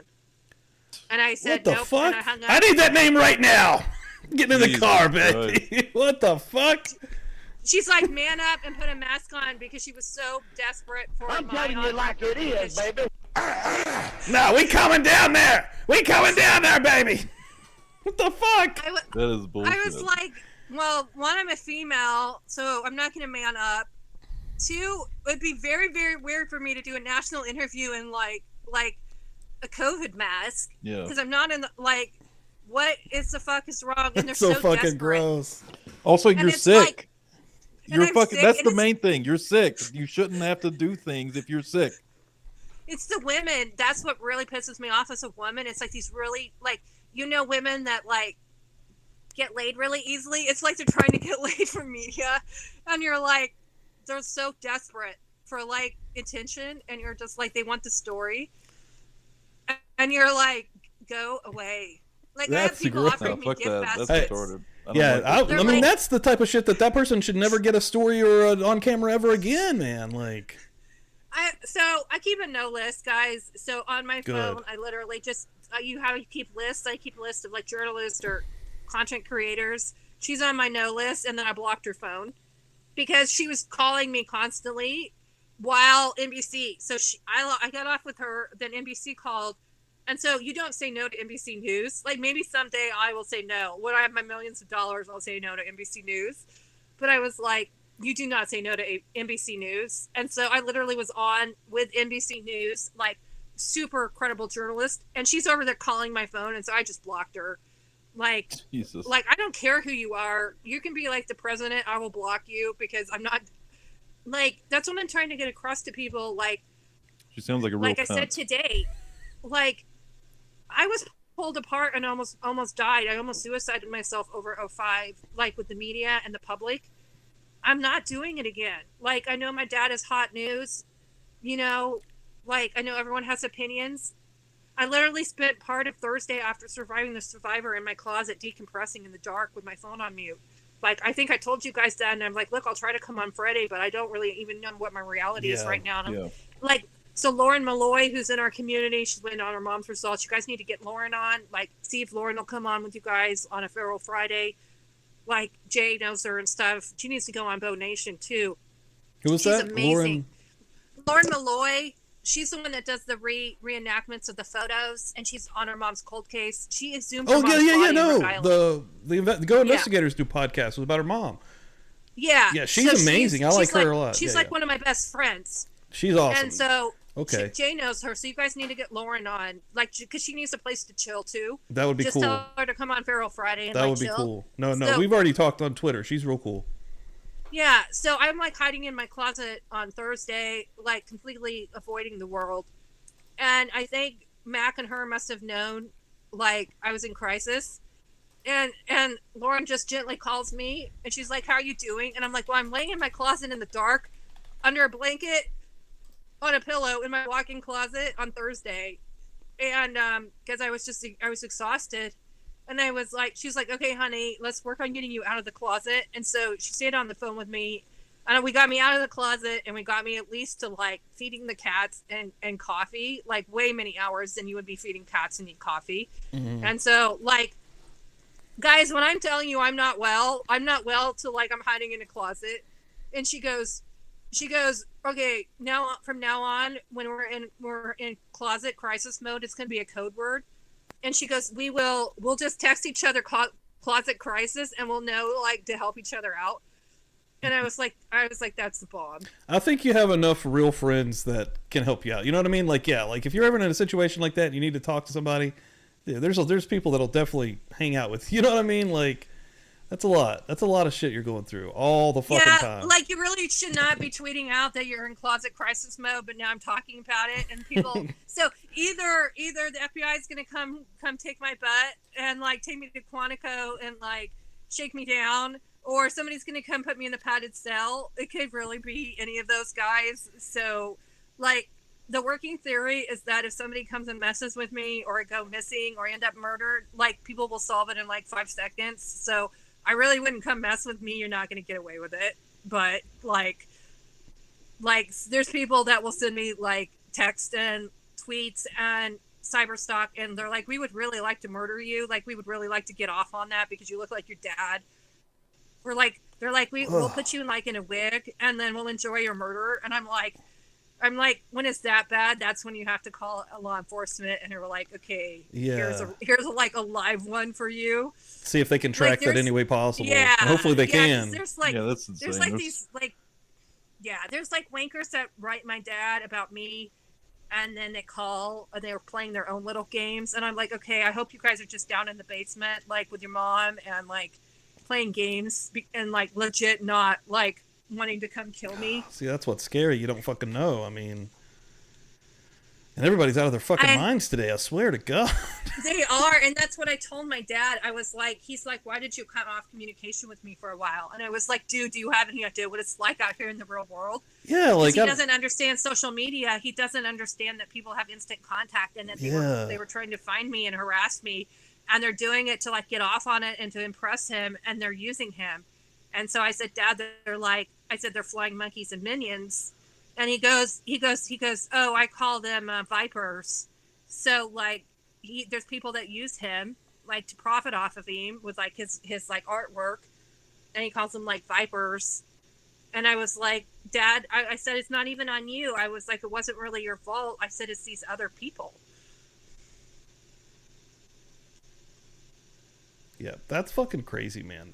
Yeah, but anytime, dude, I'm telling you have enough good people around you that can help you out, because you go through way too much every single day. You showed us a little bit of some of the stuff that people will send you, that not what you just told us through Twitter, but what the fuck, dude? Like, people need to chill the hell out. And you're pretty amazing, Kerri. Like, your resolve for the victims, and getting justice, and trying to. You're really. There's only one of doing the work you. that you're doing. Like, it's no one else is coming out to do this. That's what I said yesterday. I said, when I was in the closet, that's when I tweeted out, there's one of me, like, be patient, please. People, like, it's just me over here. Like, someday maybe I'll have an assistant. Maybe someday I'll have a publicist. Like maybe someday I'll just say, fuck this shit, and I'll go live in the mountains. Like, but I'm still going to want to, like, solve crime and help people. Yeah. Like, so there's like that balance, right? And then we're learning in like therapy, like I'm constantly in trauma therapy. Like, we're learning, like, okay, what is Kerri's responsibility? What is not Kerri? What is Kerri's boundaries? Like, Kerri can turn off her phone. Kerri can use a focus status. Kerri doesn't have to reply. Like, law enforcement, they love me, but they're like, hey, let's not burn every bridge down. Like, let's stop and think for a second. Like let's stop. And so I'm trying to learn. Like, the other day I was going to reply something in tweet, and then I typed it out, and I was like, no, I don't need to say that. And I just blocked him, and I was like, whoa. I was like, that's cool. And so I'm just like this kid over here learning. And like, my trauma therapist is like, look, you weren't parented. Like, he's like, you've had to parent yourself for 45 years and you're exhausted.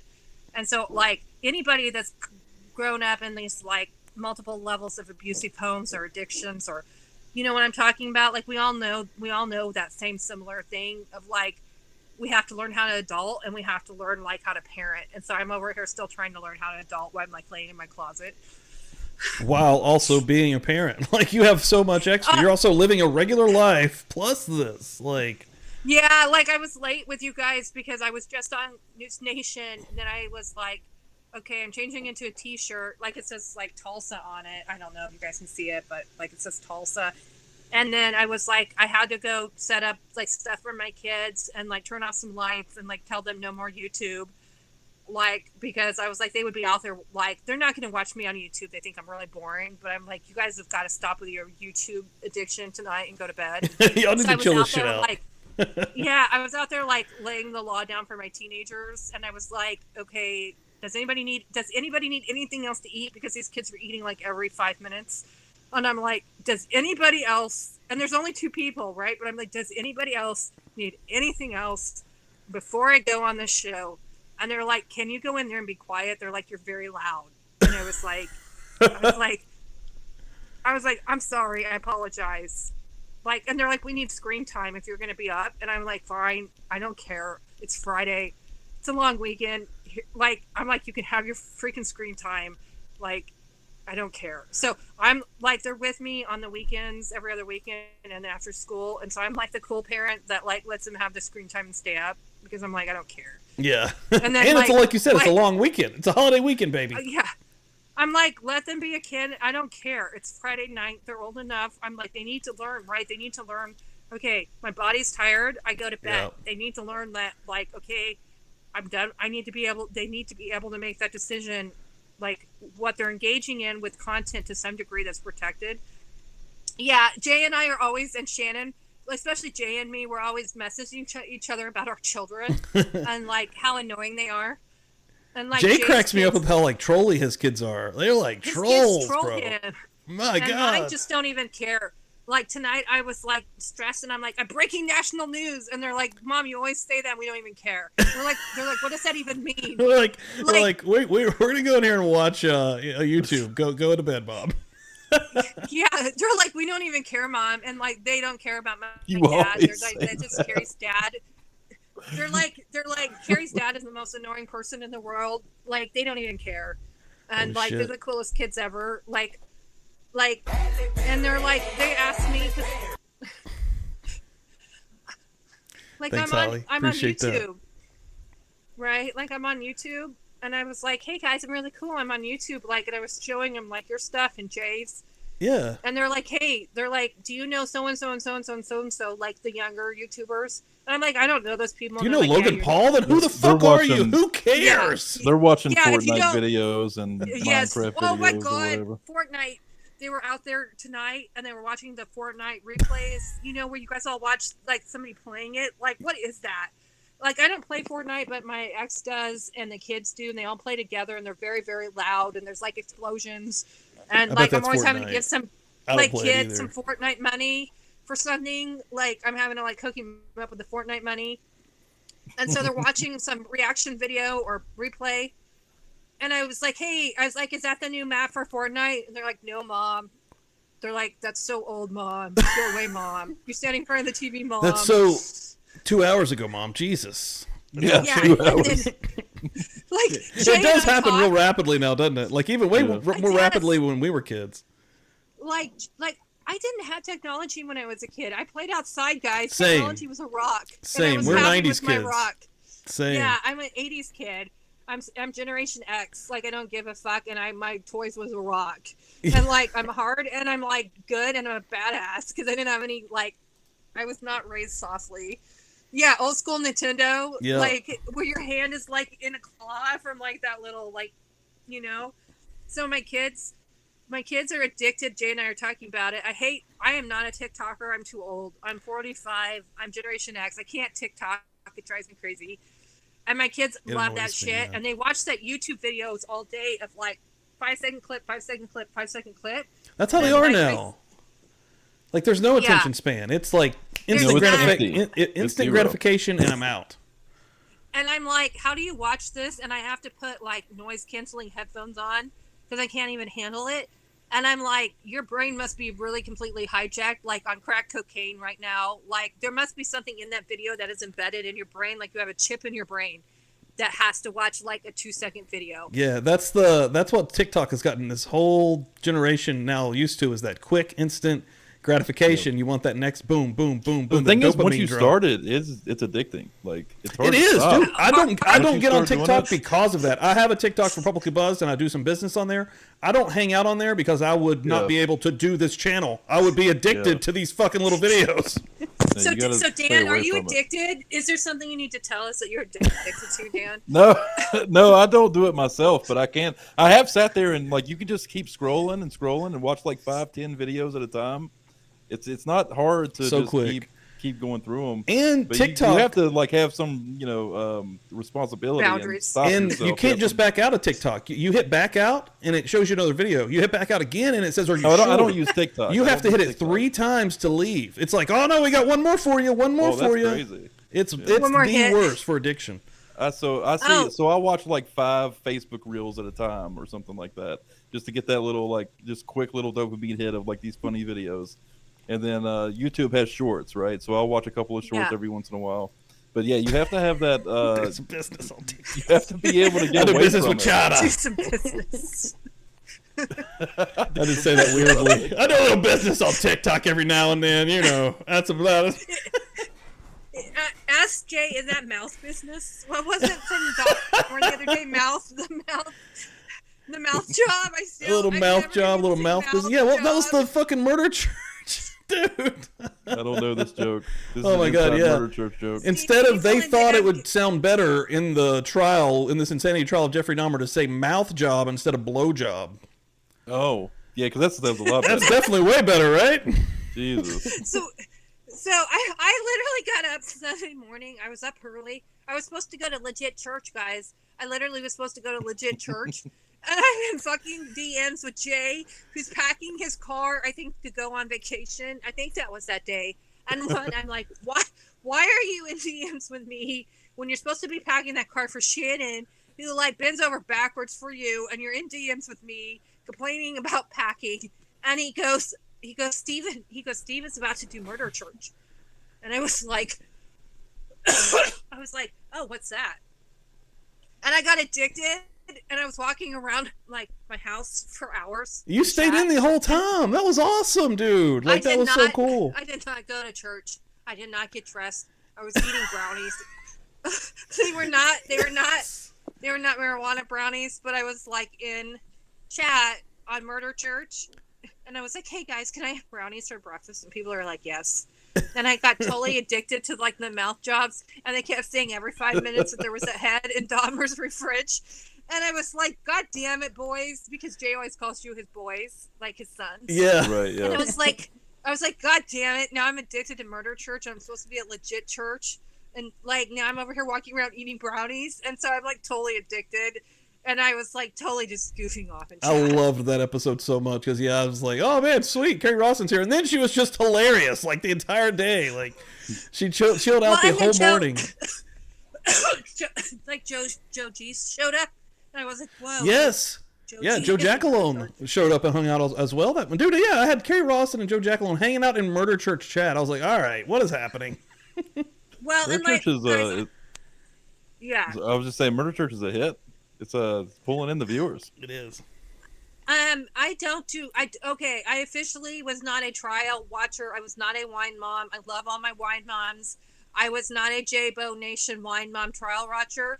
And in like 5 minutes with like mouth jobs and heads in refrigerators, I was like, holy shit, I gotta go watch these trials. Murder Church and Jeffrey Dahmer's is a little bit different, man. It's endless trigger warnings. It's endless inappropriate stuff happening. It's crazy. Like, I've actually, I mean, you know, it's a fucked up thing to say you've had a good time watching Jeffrey Dahmer's trial, but it's like, that is Publicly Buzzed in a nutshell, dude.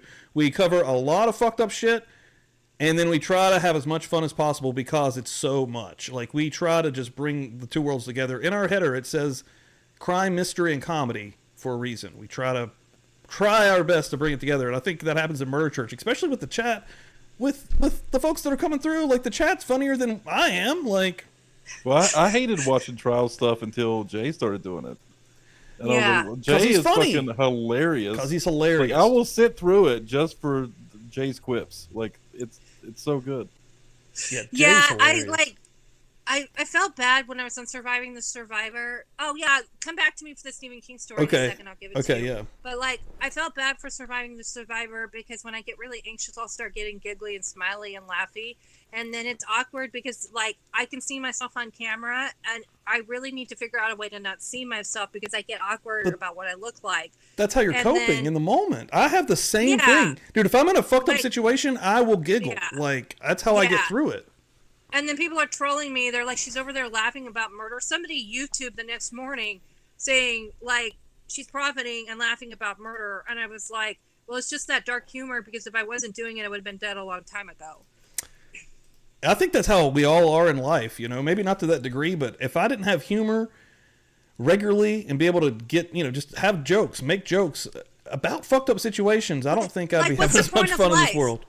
Okay, there's so much. We're over here in this community. We're trying to help the community. We're advocating. We're trying to solve crimes. We're all helping each other. We're all like down in the fucking deep end trying to survive. And I wouldn't be able to survive this shit if I didn't have people. I didn't have anybody in 05 and I almost killed myself over it. I almost died. And like now I have people. I can just come over here and I can cuss or I can go be serious. I can go deal with crimes. I can lay Absolutely. in my closet. Like I have, you guys are part of the, like Boat Nation is part of my coping mechanism, and that's what like Jay and Shannon and Bob and everybody saw. They're like, hey, like you're safe here, we'll just build you a safe place, like you can hang out, you're part of Bow Nation, you know, because I need a place like this that I can just come be myself. This is me, guys, this is the real me.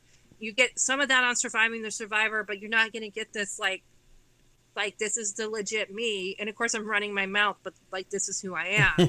No, this Now, this has been amazing. Like in real You're not life, going to get this I'm anywhere actually else, probably- literally. like in real life I'm actually probably quieter, I promise, guys. Like I'm like quieter in real life, but like if you guys want the Stephen King story, I'll give that to you. Yeah, here we real go. quick. Yeah, there we go. Starry Okay. Crystal Night. All right, so I grew up reading Stephen King. Dad and I would pass like he let me read The Stand. He would take me to the library, so he was letting me read The Stand by like 7th grade. Like we were watching Misery, we like Carrie. He didn't care.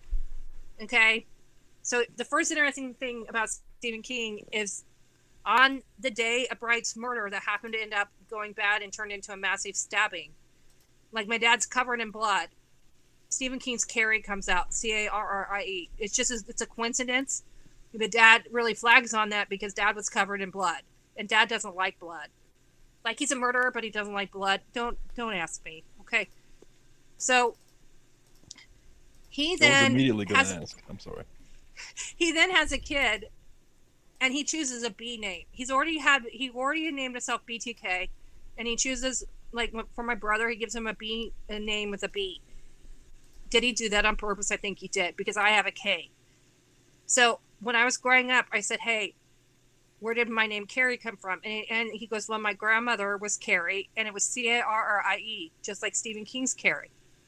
But my dad, the goober, changed it to a K because it's B plus K. That T, like if you think of it, like he named his kids. Did anybody ever think to go look for somebody BTK's age with kids with a B and a K? No.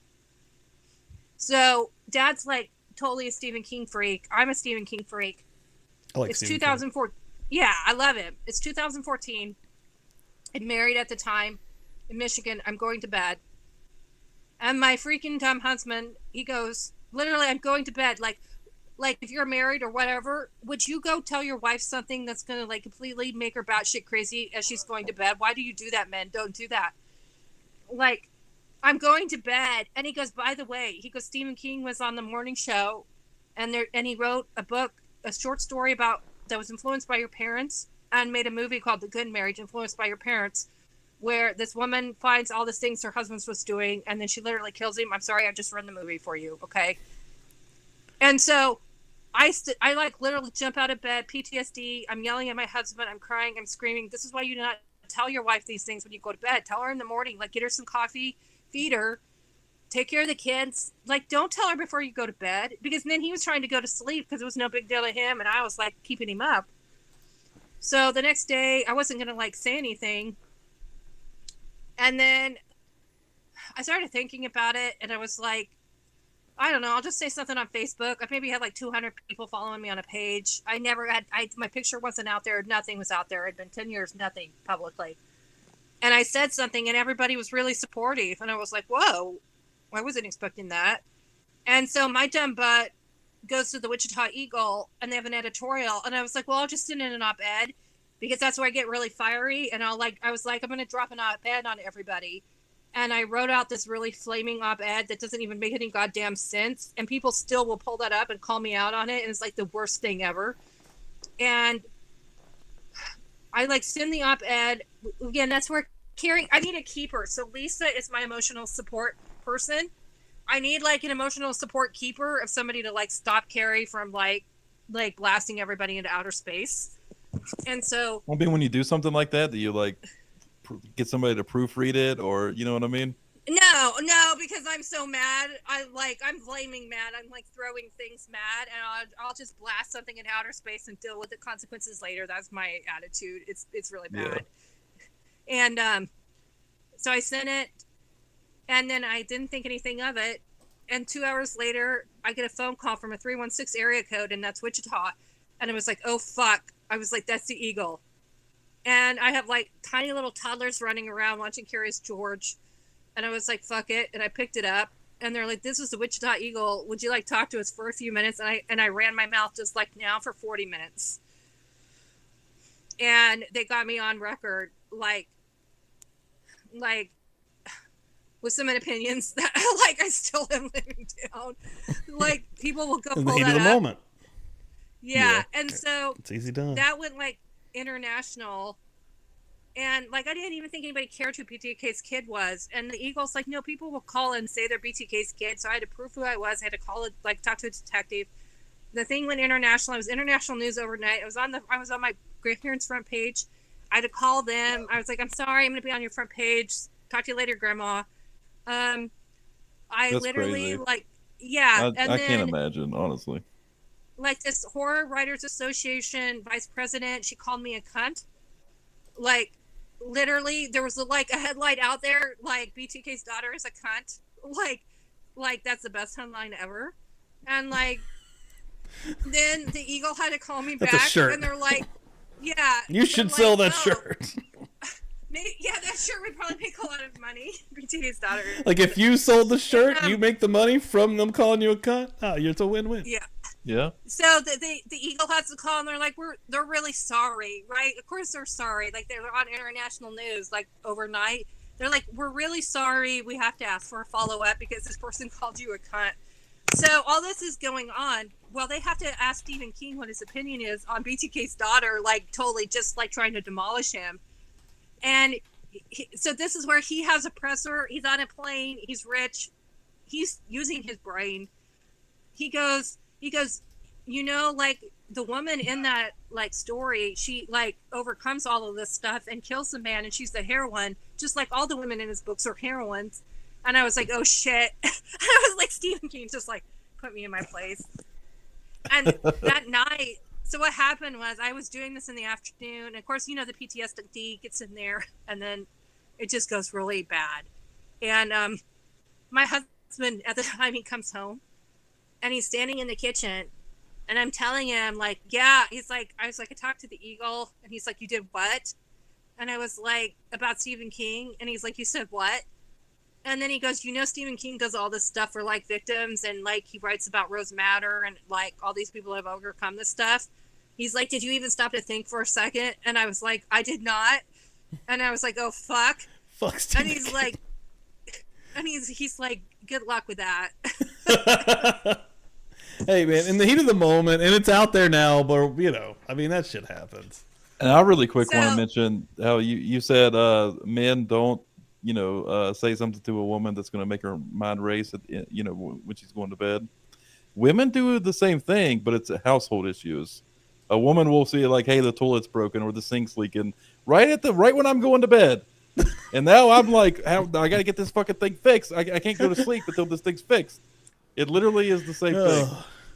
Well, so that Or- would happen to me or- because they ain't fixing shit. I'm like, well, I guess I'll call somebody tomorrow. I don't fucking know. Dude, it drives me crazy. Like I'll try, and I can't always do it, and I have to call a plumber or something, right? But Dude, I can't sleep. I don't It even drives me try. crazy just thinking about there's an issue going on.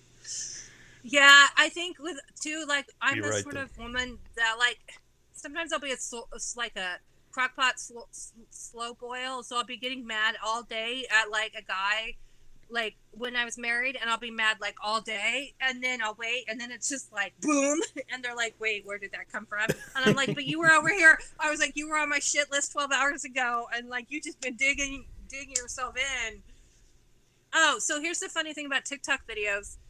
So, like, I'm single now, and I was like, okay, well, I'll try to go on a dating app. Okay, it does not work for BTK's daughter to go on a dating app. It does not. Like, this was last fall, and I'm like, so the problem is when BTK's kid goes on a dating app, I get men that are very turned on by it, like, way inappropriately turned on by oh it. my and I God. have to block Dude. them. I didn't even think Because, about like, that. Carrie, Oh. they're I mean, like- this is a peek behind the curtain that's like, wow. I didn't even think about that. I've That's never actually thought about fucked that. up, dude.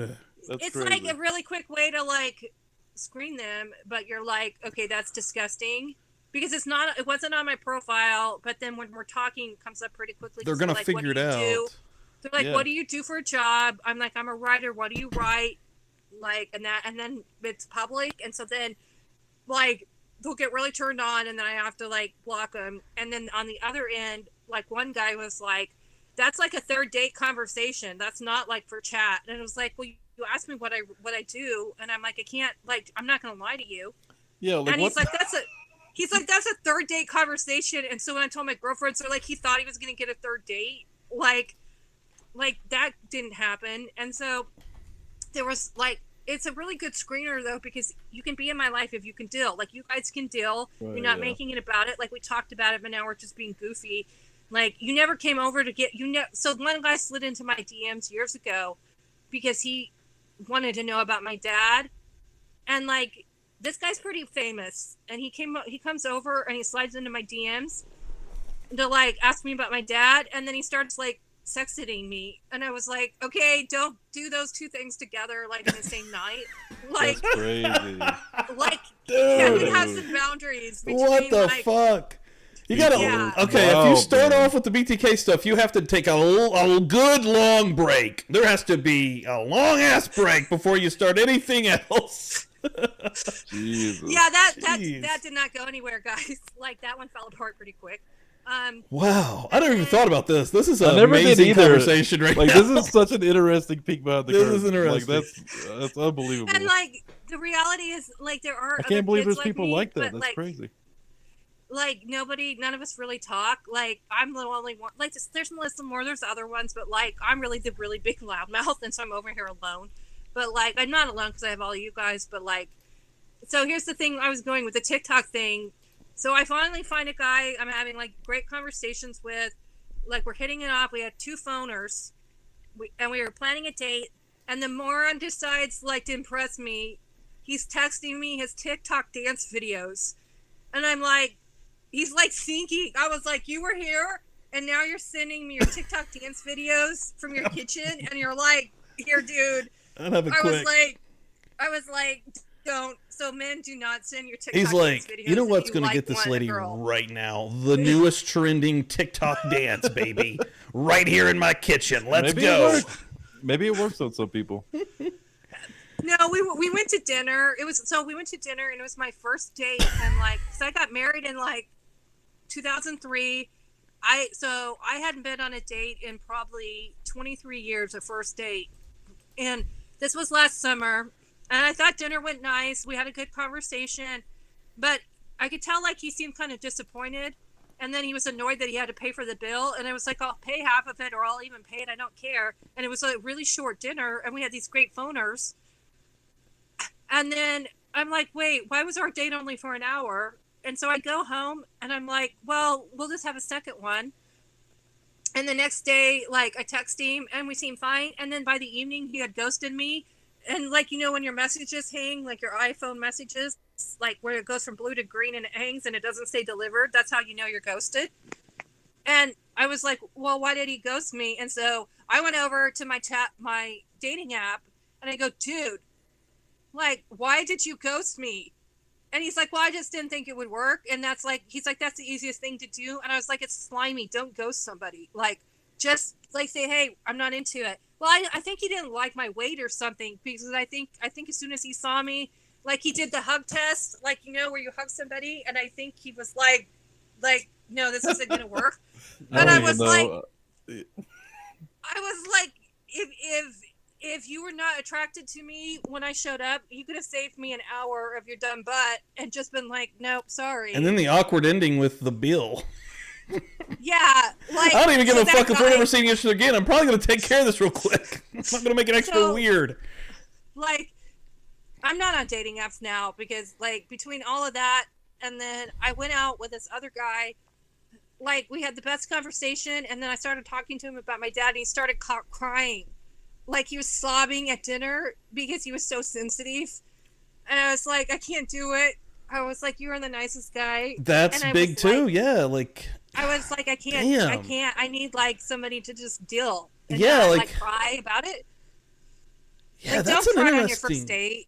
That's interesting because you have to find somebody that's good with everything and like not making it weird out the gate, but like not turned on by it, like can deal, can handle the media, like, and doesn't have a big ego, because some men can't handle like that. I do, you know, that I'm well known. They can't handle that.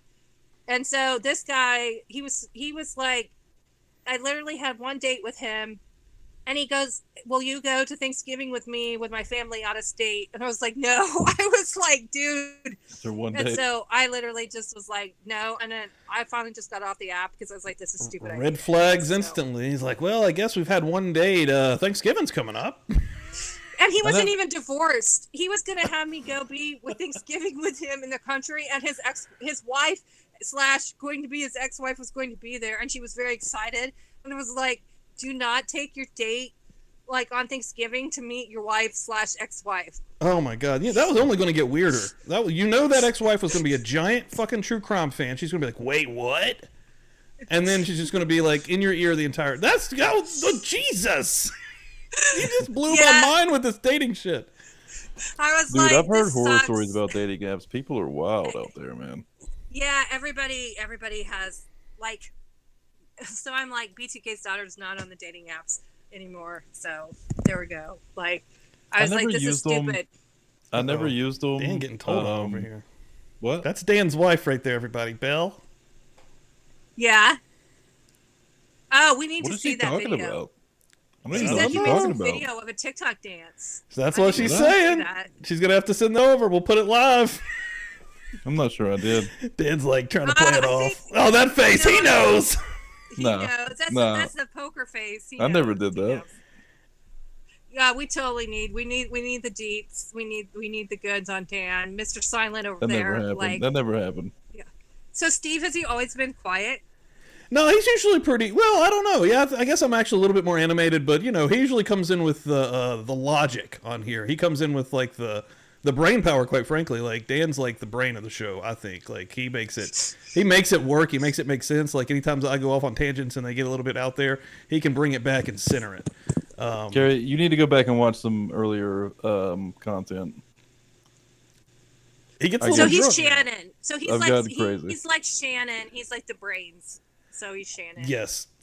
He is 100% the brains. I don't even agree with that. I'm the tech guy for sure. No, he is the tech guy. But he's also brains. on here. He brings the logic. Like, I just show up. He does show up. He just shows up. I just show up. I don't even really do research most of the time. I just show up. Sometimes there's a couple episodes where I've done research before I come on, but I kind of just show up and hang out. Yeah, here recently I get him excited about episodes, or he'll get excited, and we'll do a deep dive on a subject and kind of go in. But in the beginning, when I was just covering Idaho stuff, and I mean, really a lot of in the early days of Coburger, we were doing just in Idaho every single live stream basically. And Dan got to where he basically hated that, and I did too. We're stuck in this one case. You're trying to branch out. Yeah, it gets a lot. It gets to be a lot. And Dan he's the real he's the beginning transition to getting us into other stuff, into other cases, into branching out. I mean, and really, even with Jay, like everybody just coming together and getting us into more of the true crime community and more of the cases, and kind of again branching out. And I give credit to Dan on that initially for getting publicly buzzed out into that sphere. Nice. Good job, Dan. Fist bump. Yeah, I was getting pretty pissed off at the Coburger conspiracy theory stuff. So that's yeah, what that started stuff our is transition. so nasty. I can't I can't do it because like in tweets, people will be tweeting me and be very mad at me because they think Coburger is innocent for like the most ridiculous reasons, and their fucking profile picture is a picture of Coburger, and I'm like, you're literally attacking a serial killer daughter with a picture of Coburger. Dude, get off with your shit. Yeah, they kill us. Have like 20 Coburgers. I'll have 20 Coburgers attacking me, and I'm like, you're literally attacking a kid of a serial killer with a photo of somebody that's probably a killer. Like, do you have a brain at all? Like I hate the conspiracy shit. It's like the most counterculture thing I've ever seen, and it's just this case and like that stuff coming out of like 4chan, like the artwork, like the Idaho roast beef and stuff. It's so disgusting. Like, it's the most disgusting stuff I have ever seen come out of like 4chan. I'm not even on 4chan. I just like, I'll see somebody else like sharing it. Yeah, that's about how I see it. Like, there's that counterculture, and then there's the fan club, like the women that have the altars to Coburger, and they have the K-bar knives on their altars, and like they like have pink flowery pictures of him. And then there's the conspiracy theorists that think like it was about drugs and there were a bunch of people involved, or like the police did it. They think like the police Campton did it. Yep. They get wild. Like, that case has brought out some insane, like, it's just unbelievable to me. Because I've never seen anything like this before, ever. Like, it's crazy. Like, I'll talk to journalists and they're like, what is the deal? They're like, they've never seen anything like this on any other case. And then like, there's those people that know like the indictments or know every legal document down to like the letter A in a sentence. And I'm like, the true crime community has so, like, to me, it's just like, go be you, do whatever you want. I don't care. Like, we need people we need everybody. Like, we need all of our giftings, and like, but like, if you could actually go apply that brain that can take something down to like a sentence in a document and know where it is, can you know what you could actually solve? Because nobody needs to go solve Coburger. Yeah. Like, use that for something else. Trial. Like, either go figure out, did he kill anybody else, or go use that brain and go solve half of the world crime. Yeah. Because you're that smart and that gifted. Like, why are you over there still stuck on Coburger? Like, there's no Coburger anymore. Nobody cares. Like, wait for trial and go find something else to solve. So one night, one of my favorite nights, you know, it's a video that's broke out here. You know, we were doing a little extra drinking here on Feral Friday, and Dan, he went off to get another drink or something, and I popped up the food truck video. And, you know, that's when, you know, the girls went there beforehand. I'm sure you're familiar with that. You know, tons of sleuths on YouTube just break that down second by second. Every little movement means something. Who are these people? Yada, yada, yada. So I popped that up one night when he comes back, specifically to annoy Dan. I knew that he was going to get pissed. I knew that he was going to be like, what the fuck are we doing? So I popped this video up. As soon as he sits down, I'm like, all right, we're watching the Grub Truck video. And it's one of these people that, dude, the person's pausing every second and analyzing every movement. He's like, oh, and here is where they enter the frame. And who is that staring at them from the corner of the frame? You know, just endless. And Dan's just like, hey, we're 30 seconds in. He's like, what the fuck are we watching? He just goes off, dude. And that's one of my favorite nights ever. That night might be the night that like transitioned us into we've got to do something else. We've got to. That night is also the night that I stopped drinking heavily on this show because I was so embarrassed. He was embarrassed. I was so embarrassed, dude. Yeah. Because I was just fucking yelling. I was yelling at the camera like. It was like I felt really bad about it. I'm gonna get that video to you. I'm gonna DM that to you, Kerri. It'll be a good one. It's hilarious. Burn out on BK. Hey, I burned out on BTK. I promise you, I'm so fucking burnt out on BTK. Right? Yeah. Jesus. Talk about burnout. Yeah, like my team is so tired. I am so tired, and we're all calling each other, and we're like, "Why are we so tired?" And we're like, "Oh yeah, my fucking father." Like, like he's got everybody exhausted again in the Midwest. I'm like, you suck, Dad. And like, the reality is he makes like Brian Koberger look like a child's play. I'm not trying to like lessen what Koberger did or to those victims. But I'm saying like when you're talking about somebody that maybe only committed one crime, and was caught within months versus somebody that's been running games for 50 years. You know, even like my dad it would go to his head, but like even my dad compared to Rex Heuermann, there's really no comparison. Like I don't even know who we compare my dad to at this point. Maybe like, you know, like the Zodiac was being never 100% caught. honest, since deep diving more so into BTK literally this week, I don't know if there is. He is fucked up, dude. The games, the fucking the details, that's really bad. Like, and like that's where I think he played. One of his games that he played was he played Bumbling Idiot, like because people were like, well, he got himself caught because he gave information and he gave the disc. Like, guys, I think he put that on as a layer right after he was arrested because he never bumbled anything. He never dropped anything. He was not klutzy. He never missed work. He never was wrong. He was always correct. Very, very precise. Very, very smart, guys. He probably has an IQ of at least 130. Like, I'm somewhere in 130. I'm probably somewhere around 140, 145. Like, Dad is somewhere up there, guys. And I think he just put that layer on of like, okay, you got me. Like, blah, blah, blah. And I think what he did was he walled off everything else he did, what we were talking about earlier. And I think what he did was he just communicated the ones he wanted to control. And I think he got everybody to focus on Wichita for 30 years. And he actually did what he would consider like his real ones that he didn't tell anybody about. Now that's just a working theory. But what if he actually used Wichita? He communicated those, right, guys? Like we were talking about that earlier. He gave those to them. He gave them to them. He gave everything for those and he controlled the MO. What if he's been out there doing everything else? And what if he's even been out communicating other places? And what if he completely changed his MO? Because I've got like forensic psychs and BAU, like FBI BAU retired, and they're like, look, it doesn't fit his MO. I'm like, you got to stop that shit. I'm like, you can change your MO. You already did. Yeah, it's like, what you were saying have earlier. To stop that. Yeah. I was like, he's smart enough. Like, he could have done all this other stuff and then just protected it. And they're like, well, where's the evidence? And I was like, guys, you knew the gig was up. And I'm like, he just gave you, I think he literally just took the evidence of the ones he knew, put it in a bag, put it in a hole. When they were going to shake the house down, they go, where is it? He goes, it's right there. I think he put it together for them. If he had not turned himself, if he had not shown up in 04, communicated, he fucking wanted to get caught, right? The floppy disk, that's fucking so stupid. I think he was bored and like his ego caught up with him. They always do. Yeah. I don't think he wanted to get caught. He just, as smart as he is, he has like these gaps. Like where he's like a child, like he doesn't understand consequences, right? Like he doesn't think he will ever face consequences for his actions, and he can't see that consequence. All of us would know that if we went and did something bad, we could face this consequence. It's like he doesn't even see that applies to him. It's like a narcissistic thing, but it's actually like a limitation of his brain. Because like when in my book, there's a whole Grand Canyon story. And so in 97, we went hiking in the Grand Canyon for a week, and I almost died. My brother almost died. My dad almost died.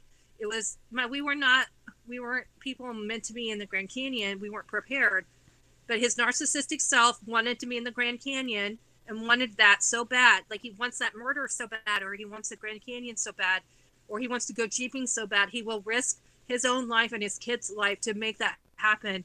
And he's not even thinking about it. And like when we were in the Grand Canyon, like midweek, all of this shit had happened. You can go read about it in my book. Like I'm literally with him, and he is so pent up because he hasn't taken his shit in like 3 days. Okay. My dad is so OCD that when he was home, he would drive home from work at noon every day, and he would have to go sit in the bathroom with the newspaper for 15 minutes to do his duty. And if you needed to go, you did not get to go to the bathroom from 12 to 12:15 because Dad's in there doing his thing. Okay? Reading his ego, reading about crimes he's committed. So we're like down in the Grand Canyon. We're on the Tonto Trail. We got all the way down the water. We were back up. It's hot on the Tonto Trail. There's not a lot of water. The day before, he spent like half the day in the outhouse trying to go to the bathroom, which is amazing. Like, because it's so hot, nobody was using the outhouse. Somebody built like this $1 million outhouse down there, and nobody uses it because it's hot. So he's so mad because he can't go to the bathroom. And he goes, and like he's with me, just me, and he goes, Kerri, just leave me here to die, because he was so miserable. He kept trying to go to the bathroom, and he's like, how old was he in '97? Like he's in his I don't know. He's like in his 50s probably. And he goes, Kerri, just leave me here to die. And I always think at that very moment, I was like, God damn it, I should have just left you to die, like right then.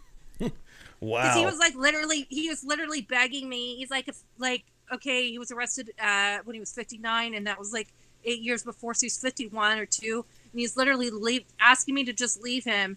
And I said, God damn it, you're not dying on me. You're getting up, you're putting your pack on, and you're walking the hell out of this canyon because you got my fucking butt down in here. And then it gets worse. Like, my brother was lost, and we thought my brother was going to die. And then we, we made it to our campground that night. And then the next day we got over to, Bright Angel Trail. So we had been off in, these remote trails. Like, I almost fell off a trail. I almost suicided myself off a trail. It's the most insane story. It's in my book.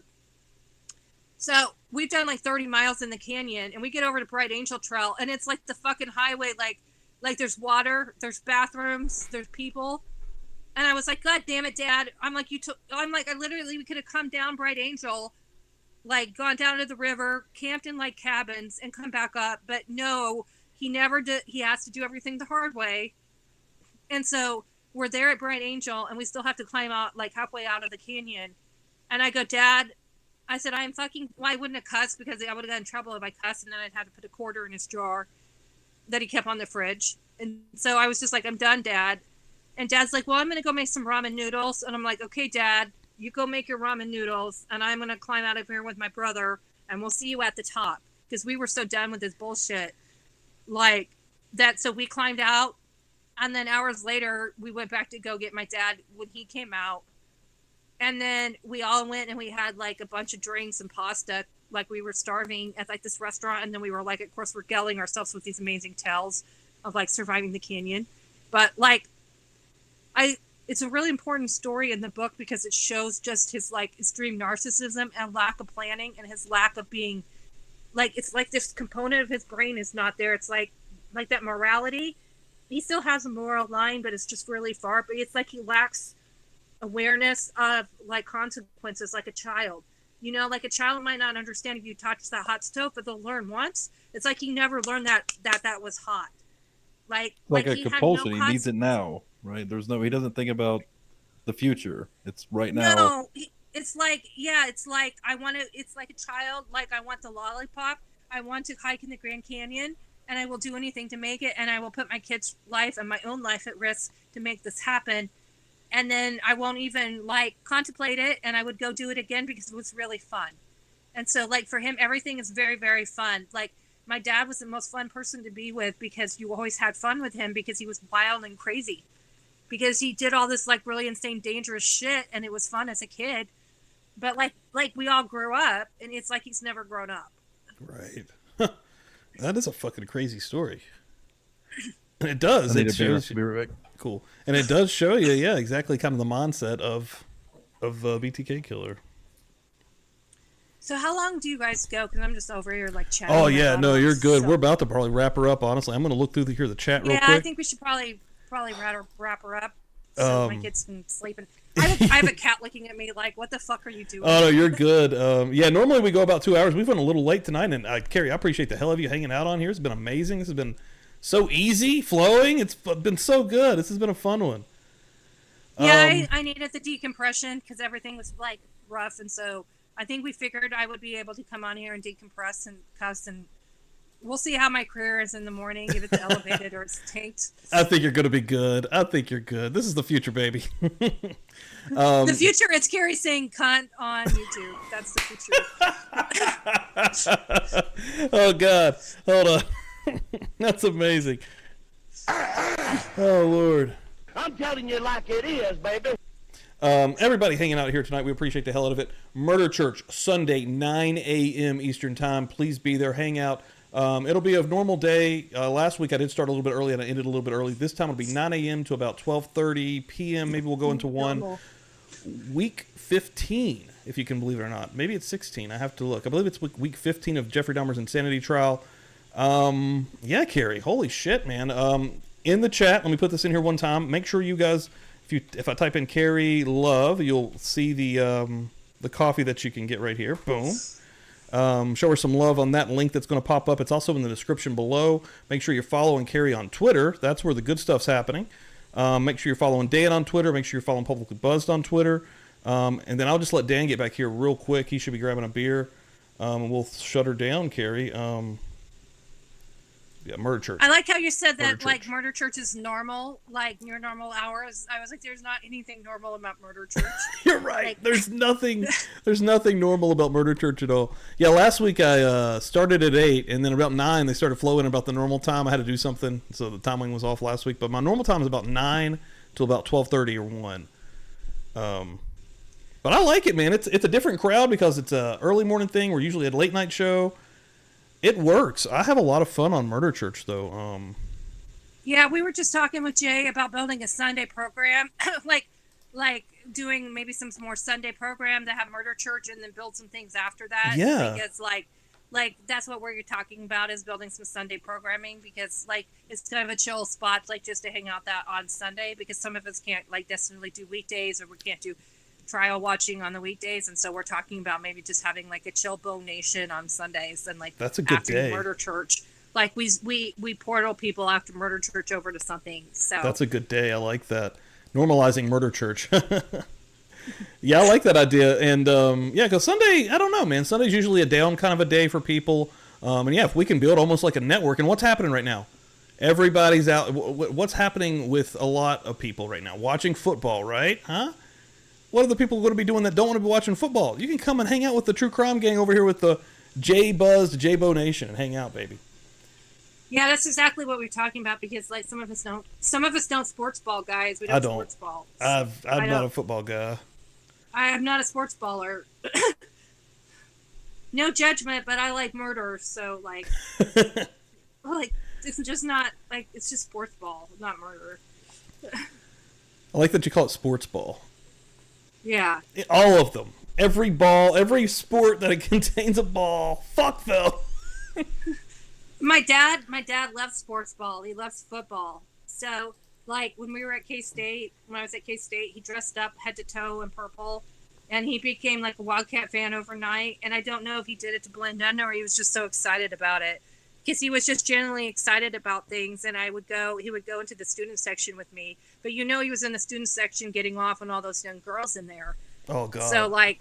That's like weird... I let him in the student section. I'm sorry, Kansas State women. Like I let my dad in the student section, and then like one time we got a touchdown, and him and my brother picked me up, and I got to crowd surf.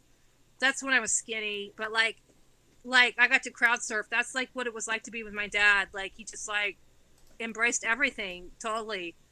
You know, like I'm telling you all this crazy shit about my dad, but literally, like I just missed a guy that I would like crowd surf football with. Yeah, that's what sucks, man. Like, you actually lost he was who you literally loved. like, he was like literally doing the Wabash Cannonball and stuff. Like that's who he was, and so like, yeah, he's like a serial killer, but to me, he's just my dad doing the Wabash Cannonball, and now he's over here playing games. Like I never think of him as BTK, and I never think of him as a serial killer. I just think of like, it's really good for me nowadays to be like, okay, that's just dad. Like. We're doing Wabash Cannonball and we're murdering, and it's all just one guy. It all mixes together. Well, Kerri, man, I hope that you come back and hang out on here for sure. This has been amazing. I will.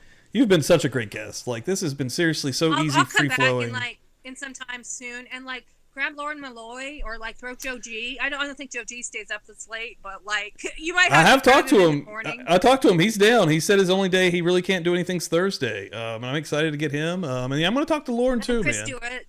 And you said Chris Stewart's going to come on, so next like, week. Yeah, next week's Chris. I'm excited to talk to him as well. I've got not Murder Church. I've got Feral Friday booked out for 3 weeks, folks. We're doing stuff over here. Yeah. So just ask Chris what his opinions on my father, because like the two of them, they hate each other, and then it really fucking annoys my dad that I'm in real life friends that go and eat waffles with Chris Stewart, and like my dad hates Chris because of like the tats, and like now Chris hangs out with his daughter. Like, it really pisses him off. And so That's we just awesome. go do it just to piss off my dad. That's actually really cool, yeah. I would send him pictures this is who I'm having breakfast with, Dad. Oh, I should take a picture of Do It with me into the. Oh, I can't take my phone in, but that would be fun. He would hate hey, that. Hey, Dad, this is like my friend. All right. Well, I have a cat that's like very concerned about what. You're good. Like, You're good, Kerri. Dan, we're about to wrap this thing up. Dan, you got anything to plug? Just follow me on Twitter. Let's do it, baby. Of course, Kerri, you have been an amazing guest. Thank you so much for coming on.